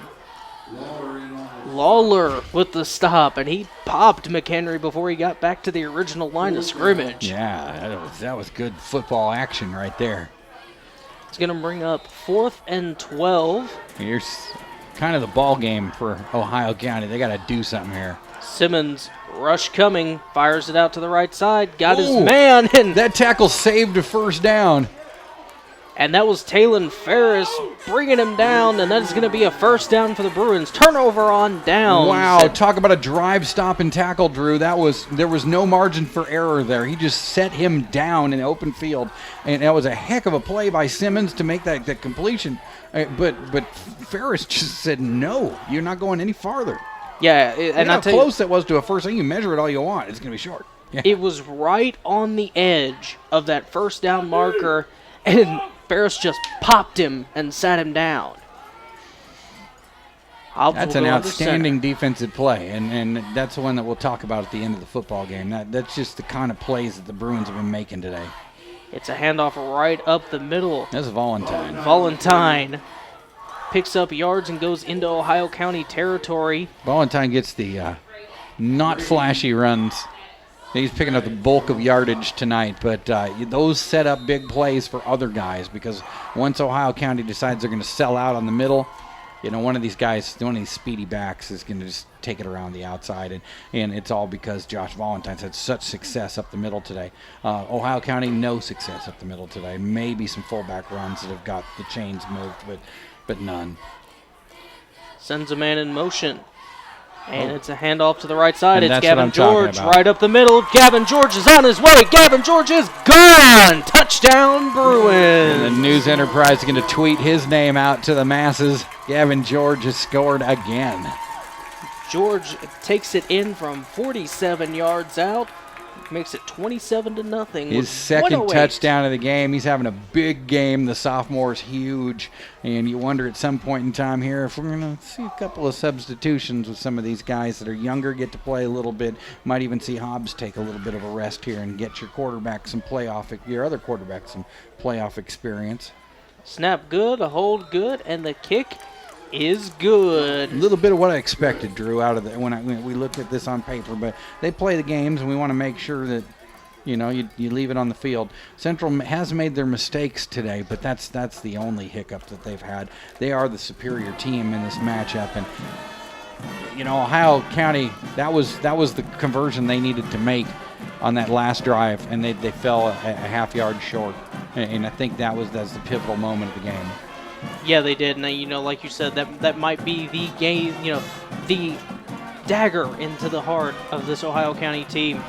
Mind you, this is an HCEC-TV student production, a division of Hardin County Schools. Special thanks to our live sports coverage sponsors, Brandenburg Telecom, Physical Therapy Associates, eTownApartments.com, Bluegrass Cellular, eTown Exterminating, and West Point Bank. I enjoy the games here, Drew. This place has got a good feel. The fans love their team out here, and whenever we come to these games, we're always well received. The crew that works the games here at Central. It's just a good experience. I got a great band here. I'm not saying that because you are a Central Hardin Bruin, but I'm just saying we have a good time here. Very good time Every time here. we come, we're welcomed nicely. The staff here are really accommodating. They always set us up with good information. So I enjoy the ball games here. I do too, and it's a nice place to watch a game of football at. As Shaw runs up, kicks this one. It's going to go deep again, and this one's going to go into the end zone for a touchback. It's a great defensive play. I don't think we're going to see them kick that short ball again. They don't need to. And I think as the game's gone by, I don't think they have the fear of Q-Darius McHenry that they might have looking at his statistics. They know that he was a playmaker on the team. And if you kick it to him and he takes it to the house, you just tip your cap to him and you put the ball back in your offense's hands when you're up 4 scores. Right now their defense is they're gonna want to try to keep that big 0 up there. That's a pride thing. That's a successful outing when your defense doesn't give up any points. Simmons takes the snap, hands it off. That is Brown, who's hit by a swarm of defenders again, and I don't think he made it back to the line of scrimmage. It's tougher to hold court on that shutout when you start making some substitutions too. All it takes is one sophomore or freshman to make a mistake or something, and somebody's taking it to the house, and it happens. So here's where the pride kicks in. We're up to 9. This is going to be the last play of the quarter, I believe. We're up to 9 quarters in a row. That's impressive. And it's Brown again on the run, and he is brought down behind the line. Finally, one of the Bruins just came in and lifted his legs up. Yeah. He's been running tough, but I think it's not fooling anybody. You know, when you're down 4 scores, the fullback run isn't really the rally call that you need to be doing out there. But I'm sure the Ohio County coaching staff's frustrated. Everything they've tried to run today that they had success doing all season long is just not there. And looks like Ohio County is going to let the quarter expire, so that does bring it to 9 quarters straight that the Bruins have held their opponents scoreless. That is impressive. It really is. I mean, because, in some of these football games, like I said, once the outcome is decided, you make a couple of substitutions late in the game, and everybody's got to step up and hold their side of the field. That's about all I think this Central Hardin team's thinking about right now is let's not give up any points. I believe that is exactly what they're thinking. Remind you that this is an HCEC-TV student production. It's a division of the Hardin County Schools. Live Channel 1 programming sponsored in part by Brandenburg Telecom, Physical Therapy Associates, eTownApartments.com by Mark Harris Construction, Bluegrass Cellular, E-Town Exterminating, and West Point Bank. Tune in weekly for rebroadcasts of all local HCEC-TV programming on Brandenburg Telecom, Comcast Cable's you Channel mentioned 2. E-Town Exterminating. We could literally use them right now. As we're being assaulted by a wasp here in our broadcast booth, but I'm going to take care of that right now. And I just mugged a bug. How about that? Yeah, that's one thing you can do. Mugabug.com, or David Gary just going to kill that bug on his own. If it comes back with reinforcements, we're in the hard way. But yeah, that just happened. And speaking of happened, we're in live action. Live action as it's a throw to Morris, who's going to get the first down. I don't know if all season long we've seen a quarterback and receiver connect like these two have. I don't think we have. You talk about North Hardin, who has a spread offense, and you normally see them connecting with a host of players, including Isaiah Bankhead and, Jeremiah Bankhead. Here goes Brown off the left side. Brown's going to get brought down after a short gain. But you talk about, like I said, you mentioned North Hardin. They run a spread offense. You normally get an equal spread out to Jeremiah Bankhead, Josh Moore. They've got quite a few receivers out there. Simmons will go on the shotgun. 3 receivers split to the near side. Here come the Bruins. Here comes the blitz, and it's Noah Page spinning him around. That's 10 sacks. And he's hit, and he's sacked. All the way back at the 40-yard line, and you got to wonder if Simmons is just getting a little tired of this.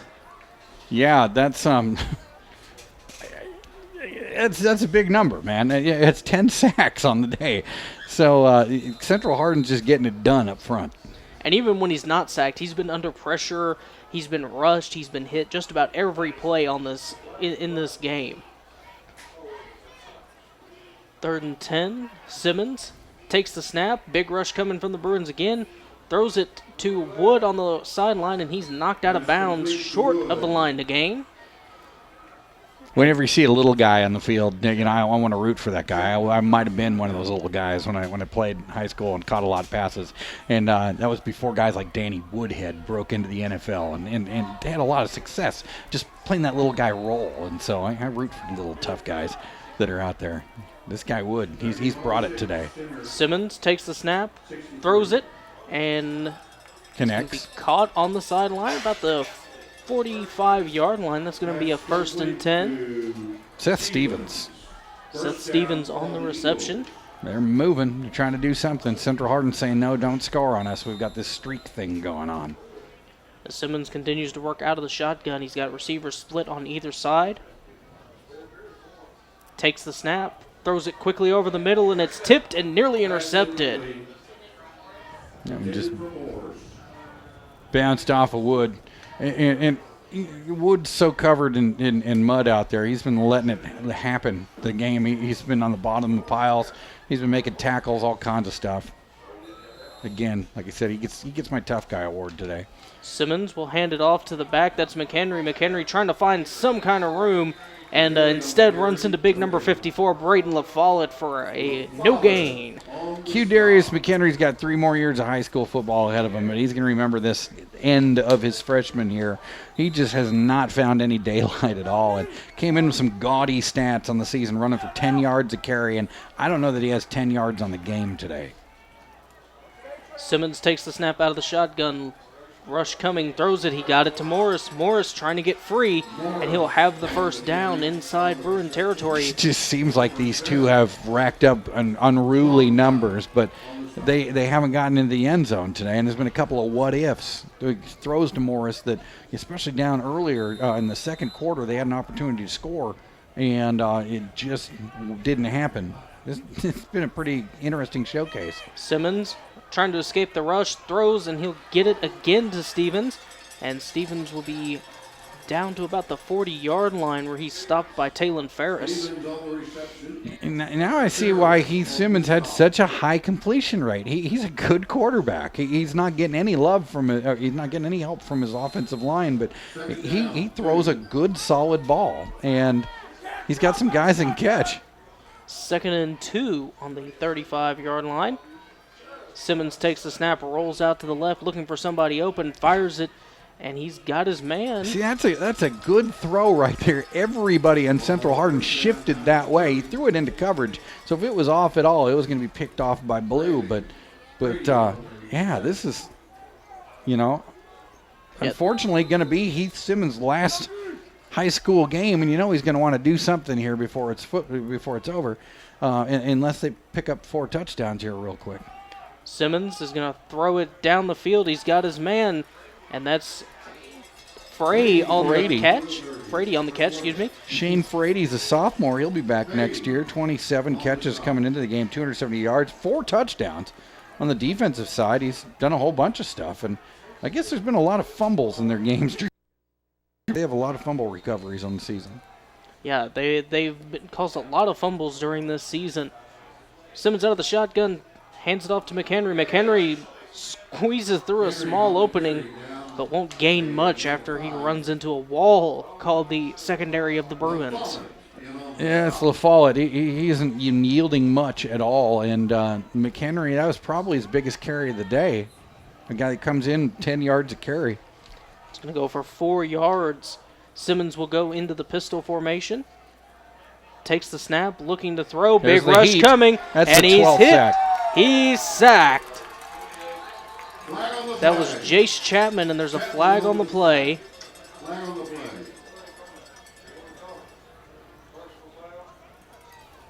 I'm not sure what happened there. Waiting to see what the flag is for.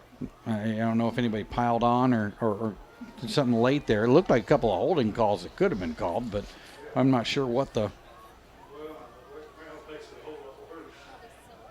I'm not sure what the call is. We'll have to wait for the interpretation here. I pretty much just saw a guy get sacked. Nothing really jumped out at me on that last play. And they're going to mark it off. It was some sort of defensive infraction. Yeah, they're going to call personal foul on the Bruins. That could be a number of things. I didn't see a face mask. Not sure if there was a late pile on or anything, but Bruins scoreless defensive streak in jeopardy here. Ohio County down on 13 as we've got whistles and another flag on the play. We went a pretty good long streak without penalties. Not so much on back-to-back plays. While we wait for them to sort this penalty out, a couple of score updates for you. Donovan Husky 9-yard run. E-Town leads Trigg County 47-0. 3:18 left in the third quarter. Thanks for visiting, Trigg County. And Davies County leads North Hardin 26-7. 7:47 left in the third. Simmons goes in the shotgun, takes the snap, looking to throw, fires it for the end zone, and it is Morris. caught by Of Morris course. for the touchdown. You know, and hats off to this Bruins defense. What a string of minutes that they put up without giving up a score. And when you're at 4 scores, you're going to play a little softer than normal. But they came, they put the pressure on them. Hats off to Simmons and Morris there for connecting. Those two have been fun to watch, throwing the ball and catching and doing the things they do. They've been doing that all season long, Drew, with big numbers. They have. Snap good, hold good, kick on its way, and good. So with 7:23 left in the fourth quarter, the Bruins lead 28-7. Ohio County becomes the first team to score on the Central Hardin Bruins since the first half of their game against North Hardin. Yeah, it seems like a long time ago. This is an HCEC-TV student production, a division of the Hardin County Schools. Special thanks to our live sports coverage sponsors, Brandenburg Telecom, Physical Therapy Associates, eTownApartments.com, Bluegrass Cellular, eTown Exterminating, and West Point Bank. And that North Hardin game, one that you had to help us out from the studio because we had some technical issues here in the booth. Yeah, we made it happen. We made it work. I was watching it from the small TV. It's about the size of my cell phone. And had to kind of make up some of the action. But that seemed like a pretty fun football game between a couple of schools that know each other. When you have schools playing against each other that have the same county name, you know that someone's related. Somebody used to go to school there. Somebody's dad went to school there. All that kind of history plays in and makes an interesting contest. And it was a 7-point game. So North, looks like North's season might be over today. Central going to host another ball game if this holds out. I expect it to. But let's see what happens with this onside kick. Fun things happen. We saw Central come through with an onside kick against Pulaski County. It almost made, or Southwest Pulaski County. It made that almost a fun finish. No. It'll actually be a deep kick. And that's going to go to George. George will take it. He's up to the 20. He's up to the 25. Cuts it off to the right. He's off to the races across the 45, across midfield, trying to cut it back, and he'll be over inside the 40-yard line. The sophomore has had one heck of a football game today, including 2 touchdowns. He had a big pass reception that set up his running touch, his first score, and that was a big kick return. And that's like, you know, they talk about icing and things on cakes. That might be starting to spread the icing on there with 7 minutes to play. Central can come away with some points here. They're going to be feeling good about the outcome of this football game. Indeed, they are. They are up 28-7 right now. They will have 1st and 10 on the 38-yard line. Hobbs will go under center with 2 backs behind him. No need to get fancy here. Takes the snap. It's a pitch to Wilkerson. Wilkerson off the right side. Got a lot of room out there. And he'll gain probably about 6 or 7 yards on that one. See, Josh Valentine has set that up with tough running up the middle all game long. So when they come on an I formation, Ohio County's expecting to run up the middle. Simple stuff, right? So instead, the speedy Wilkerson is going to just take it around the outside against a tired Eagle squad. This Eagle squad does not have the depth that Central has. And they aren't able to shuttle guys in and out and give them breathers on defense. Pretty much all those Ohio County guys out there on defense are the same guys that are on offense. Hobbs will go right up the middle. Hobbs breaking a couple tackles. Hobbs will have the first down. Because why not? Inside the 35, inside the 25. And Hobbs calling his own number. He figures, hey, might as well. He likes to do that when they spread out the tackles a little bit, trying to wait for that outside run. He keeps those guys honest up the middle. If they're just going to give it to him, the guy's he's closer to 7 feet tall than I am, I'll tell you that much. And all he's got to do is lay forward and pick up a couple of yards, and he's tougher than that. Pitch to the left side for Deonko Wilkerson, who takes a pop, rolls out of it. Wilkerson inside the 10. That was a good-looking run. He just denied a couple people the opportunity to bring him down, and he almost hit the spin button and made it to the end zone there. He almost made it to the end zone, but I tell you what, he took a pop, did the spin move, and then kept going. If coach is cool, he just pitches it out to him again and says, oh, you were so close. Let's give you a couple more carries. Wilkerson hasn't carried the load today. Well, we got a couple of big guys back there. They're going to pound it forward. First and goal from the 8-yard line. Hobbs will go under center with 2 running backs behind him. Hobbs right up the middle. Hobbs inside the 5. Yeah, don't forget that this quarterback can run. And like you said, he accounts for 42.5% of the offense of this football team. And he hasn't today. Today it's been almost all his fullback picking up yards and Gavin George. Yeah, it's been a very potent combination of Valentine and George. The Bruins now have 2nd and goal from the 4-yard line. Taking the time to drain a little bit of clock off of here. Hobbs will go under center with 2 backs behind him. Sends a man in motion. Takes the snap, hands off to Valentine. Valentine off the left side and in for the touchdown. Another one for him, Ole. That's going to make it 34-7 with 5 minutes left on the clock for the Bruins.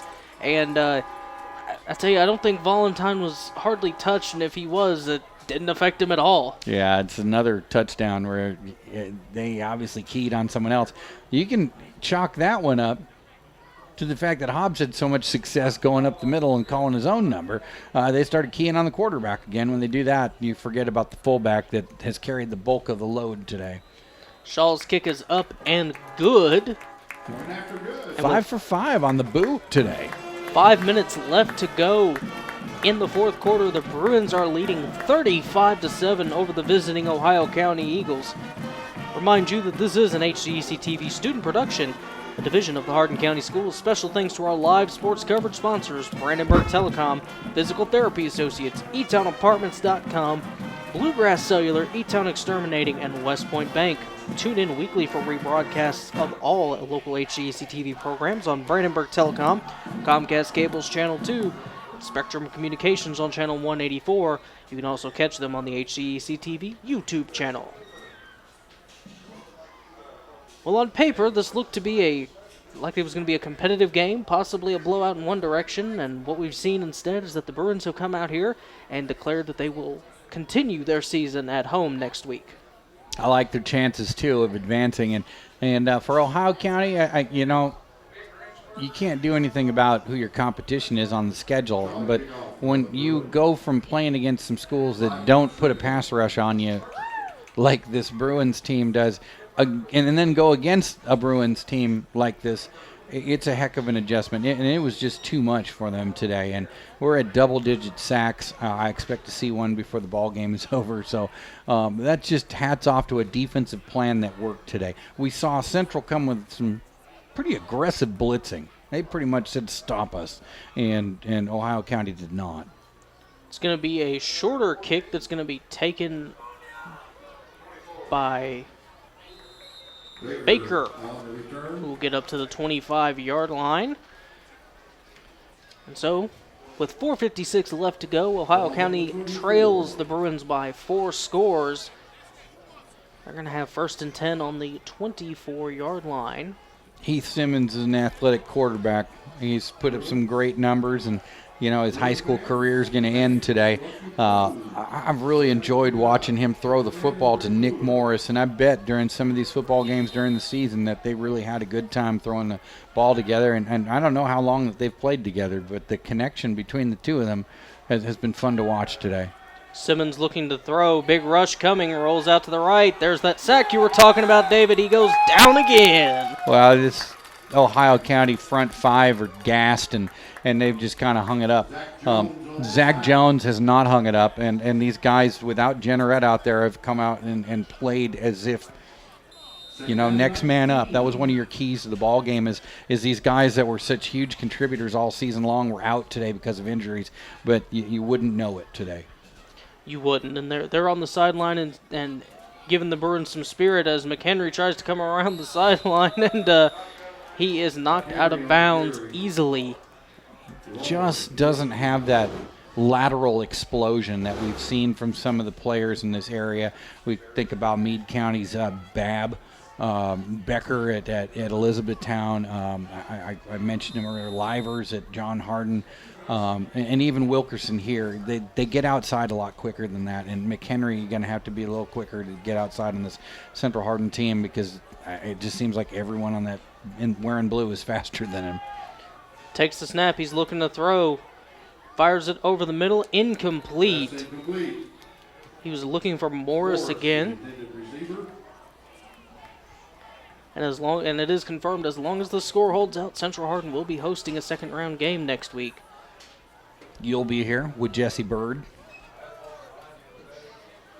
We're missing Jesse tonight. He is unfortunately out tonight with a migraine. He was supposed to be our spotter tonight, so hope you get better, Jesse. We'll see you next week. And I got to give a shout-out to Wesley Lawler, who's come out and played some pretty decent football defensively today and really been disrupting it out there, making things happen for his team. As George is going to take the punt return off the right side. A lot of room in front of him. Because why not? Because why not? And he's down inside the 20. And I tell you what. He's done just about everything today. A Bruin laid a heck of a block on an Ohio County player to spring that one open. It was one of those where the Ohio County player was running laterally across the field and never saw the guy coming. Morris caught the touchdown, the lone score for Ohio County, and he's still out there playing defense. He made the saving tackle on that, or George would have his third touchdown of the game. I expect to see a steady diet of run here, Drew, and all they want to do is get out of this football game without anybody getting hurt. I haven't seen anybody have to go sit down, receive medical attention on either side of the football, and that's great for both teams. We like that, and we want to see this game continue without anybody getting injured. So I don't expect Central to do anything flashy here. Just move the chains, move the clock, and congratulate the players who helped make this happen today. There's a bunch of them, and at the end of the game, we're going to have a long list of guys to give props to. So I'm going to go ahead and give props now to some Ohio County guys. Heath Simmons, I've said it, Nick Morris. I've enjoyed watching them play football today. And Ben Wood, little Ben Wood, number 11. He's left it on the football field today, too. Hobbs will go under center. 3:57 left in the game. Two backs behind him. It's a simple handoff to the right side to Taylon Ferris. Ferris has got a good chunk of yards. He'll pick up 4, maybe 5 yards on that play.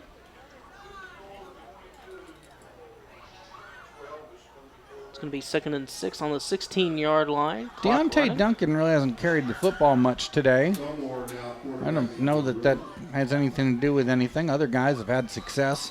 Valentine's carried the workload of it. Gavin George had some big runs, but really haven't seen Duncan carry the ball much today at all. Hobbs takes the snap, hands it off to the up back. I believe that's Jace Chapman. It is Lee on the carry. Lee. Oh, why not?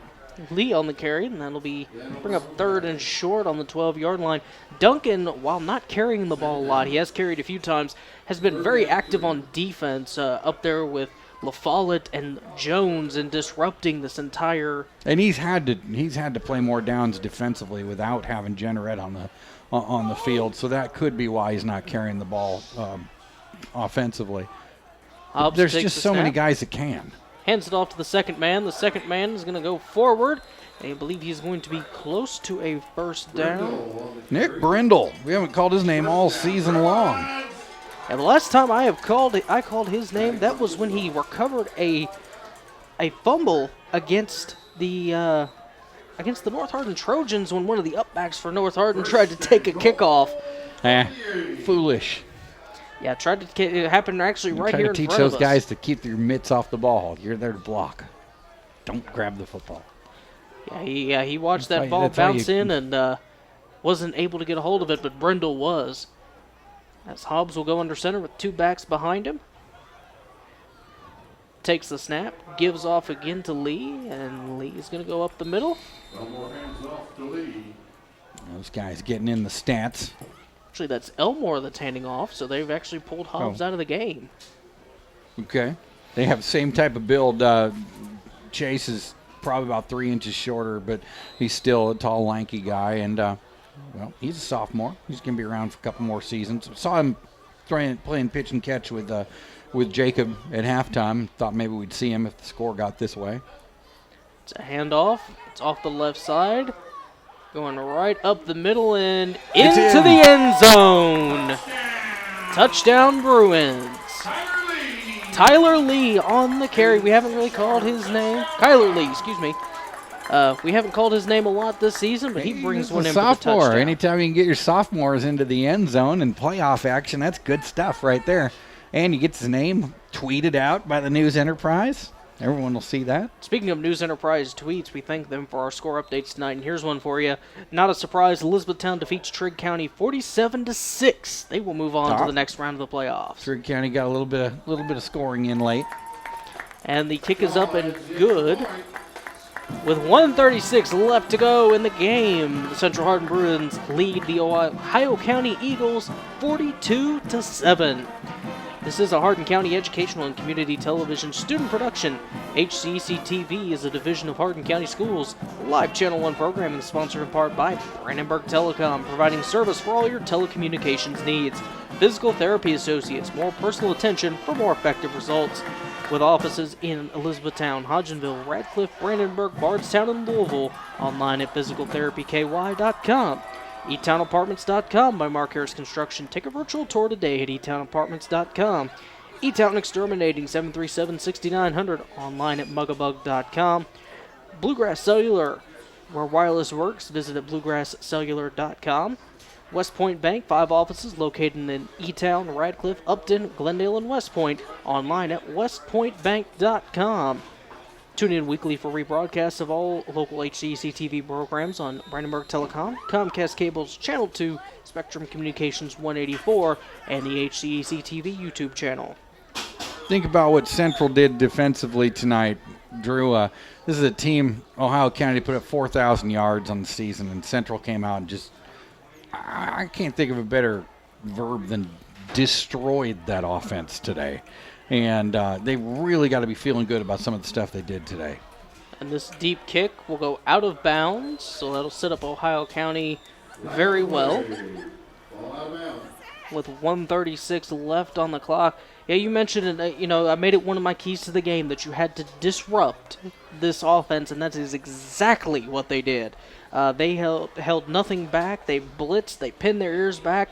And for Ohio County, it just wasn't happening all game. Yeah, at some point in time, you got to use a word that's stronger than disrupt, and that's why I'm going with destroy.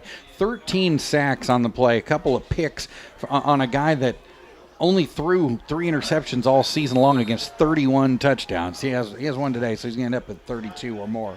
And then this pitch and catch duo here has been fun to watch. And Morris is going to go down inside the 40 and out of bounds. Unofficially, I have Morris with 13 catches on the day. And so I don't know how many yards he has. He has the lone touchdown for them. Yeah, Morris has been definitely the favorite target for Simmons as they're going to try to go down and put another score on the board to make things feel a little bit better for him. Simmons will go out of the shotgun. Takes the snap. It's a handoff to Caden Brown, who's going to truck over a Bruin defender but be brought down after a chunk of yards. He'll be down there at the 30-yard line. And, you watch this offensive line has been able to open up some gaps up the middle, but when it comes to pass protection, they just haven't had it. This is going to be McHenry off the right side. He's got a little bit of room for the first time, and he'll be run out of bounds at about the 27-yard line. You got some Bruin jerseys that are clean playing defense right now, if you know what I mean. It's late in the game. Some of these guys have been hanging out. They've got some fresh legs out there, but they aren't the starters. So right now, Ohio County picking up some yards against some guys that their best days are ahead of them. Hand off to the right side. That's going to be Brown again, and Brown's going to be brought down short of the first down. Under a minute to play. Deering on the stop. Deering on the stop. One of those names we haven't really called all night as the Bruins get some fresh defenders in there. Yeah, anytime in the fourth quarter on grass, if you see a bunch of clean jerseys, one team's usually winning by a bunch. That's going to be a run off the left side with Brown that's brought down short of the line to gain. Oh, nope, they are going to give him the first down, so that's going to bring up 1st and 10 from the 15. Ohio County will take a timeout. I don't know why you do that, but maybe you want to sub in somebody or you want to call a play to get somebody a touchdown before their career is over. I don't like it. I don't like prolonging the football game when you have an outcome like this, but there's a number of reasons why you might do this. Yeah, with 31 seconds left, you're not overcoming this. No amount of trickery is going to allow you to overcome this. And maybe there's a milestone I'm not aware of. Maybe somebody has an opportunity to throw their 200 touchdown or something. That's a big number, but you know what I'm saying. I just don't understand why you call timeout here to run a play. You're not overcoming this lead. So if you got one guy that you maybe want to get into the end zone or something, that's cool. But so here we go. Simmons rolls out to the left. It's a pitch to McHenry. McHenry will go off the left side and scamper into the end zone for an Ohio County touchdown. Well, there you go. That's the biggest run McHenry had all day. He's a freshman. He can remember that, and that's how his season can end. He didn't really have a great game today statistically, but when it's all said and done, he'll have that touchdown to hang up there.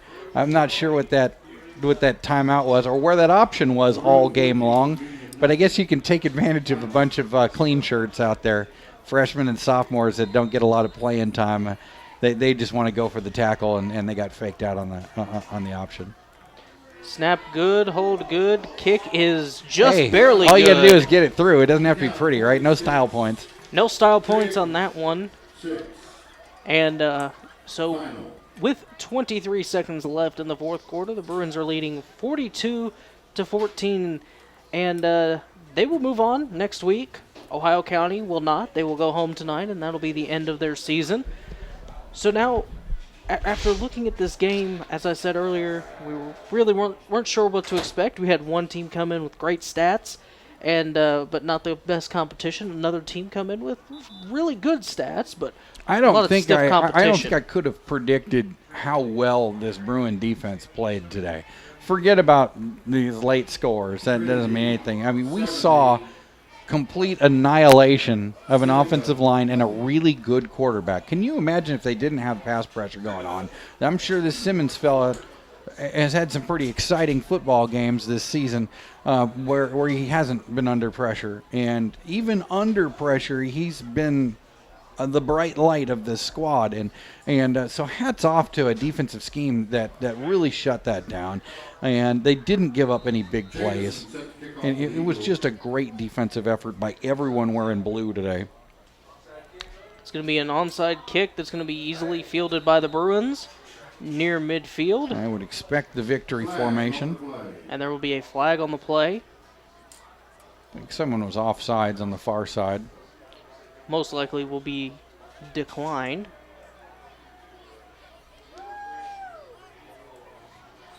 Yeah, that's pretty much going to do it. One snap, regardless of what the penalty is going to end this football game. Yeah, there's going to be offsides on Davies County. Or Ohio County. Or excuse me, Ohio County. That's Davis all right. County is who's facing North Hardin. Seeing if we got another score update on that before we go today. And they're going to line them up. Looks like they're going to line them up to kick again. Yeah, I can't imagine Central wouldn't have just declined the penalty and kneeled on the ball and into the football game. I don't think they're going to want to try to set up a return. This is where your coach just tells you to field it and take a knee. Yeah, It's going to be a false start, so that does require a re-kick. Yeah, so it never happened. It was never a play, and somebody's got to kick it off. So, again, because why not? The officials got to call that, I guess, at 23 seconds left in an academic game. But, hey, they're calling it all the way to the end. They're paid to do the whole game. And it is another onside kick that is easily fielded by the Bruins, this time in Ohio County territory. I think we can begin our wrap here, Drew. And you know, on behalf of Dale and CJ and the students that brought this football game to us, thanks for watching today. You're right, Drew. We kind of thought this would be the outcome of the game after we did our analysis on it. And I could see why Ohio County put up big numbers. They've got a talented quarterback. They've got a talented receiver, and they've got heart. They got some guys that weren't very big out there that played until their jersey was covered in grass and mud and all kinds of stuff, and they just ran up against a formidable foe. Hobbs takes the knee. Hobbs takes the knee, and that will do it for this game. Friday night. Your final score from Central Hardin, the Central Hardin Bruins 42, the visiting Ohio County Eagles 14. The Bruins will move on in the playoffs. They will host a playoff game next week. And for Ohio County, their season comes to an end. Couple guys will shout out their name, and then we will wrap up our broadcast. Gavin George was huge today. Just an absolute outstanding game by Gavin George. It's exciting that he's got a couple more years ahead of him. Talon Ferris contributed on both sides of the football today. Had a great game as well. And Zach Jones, number 62, was everywhere defensively. And also, if I can say his name, Braden LaFollette was outstanding on defense. So, Drew, that's all I got. I'm looking forward to next week, seeing how the Central team does. I'm looking forward to next week as well. Also, big shout out to guys like Deontay Duncan on defense, guys like Wesley Lawler, who stepped up in the replacement of guys like Boogie Jenrette and Connor Mann to really help this Bruins team along. So, big thank you to our entire crew tonight. Big thank you to David for being my analyst tonight. Once again, your final score from Central Hardin, the Bruins 42, the visiting Eagles 14. For David Gary, I'm Drew Bernardi, and we will see you next week.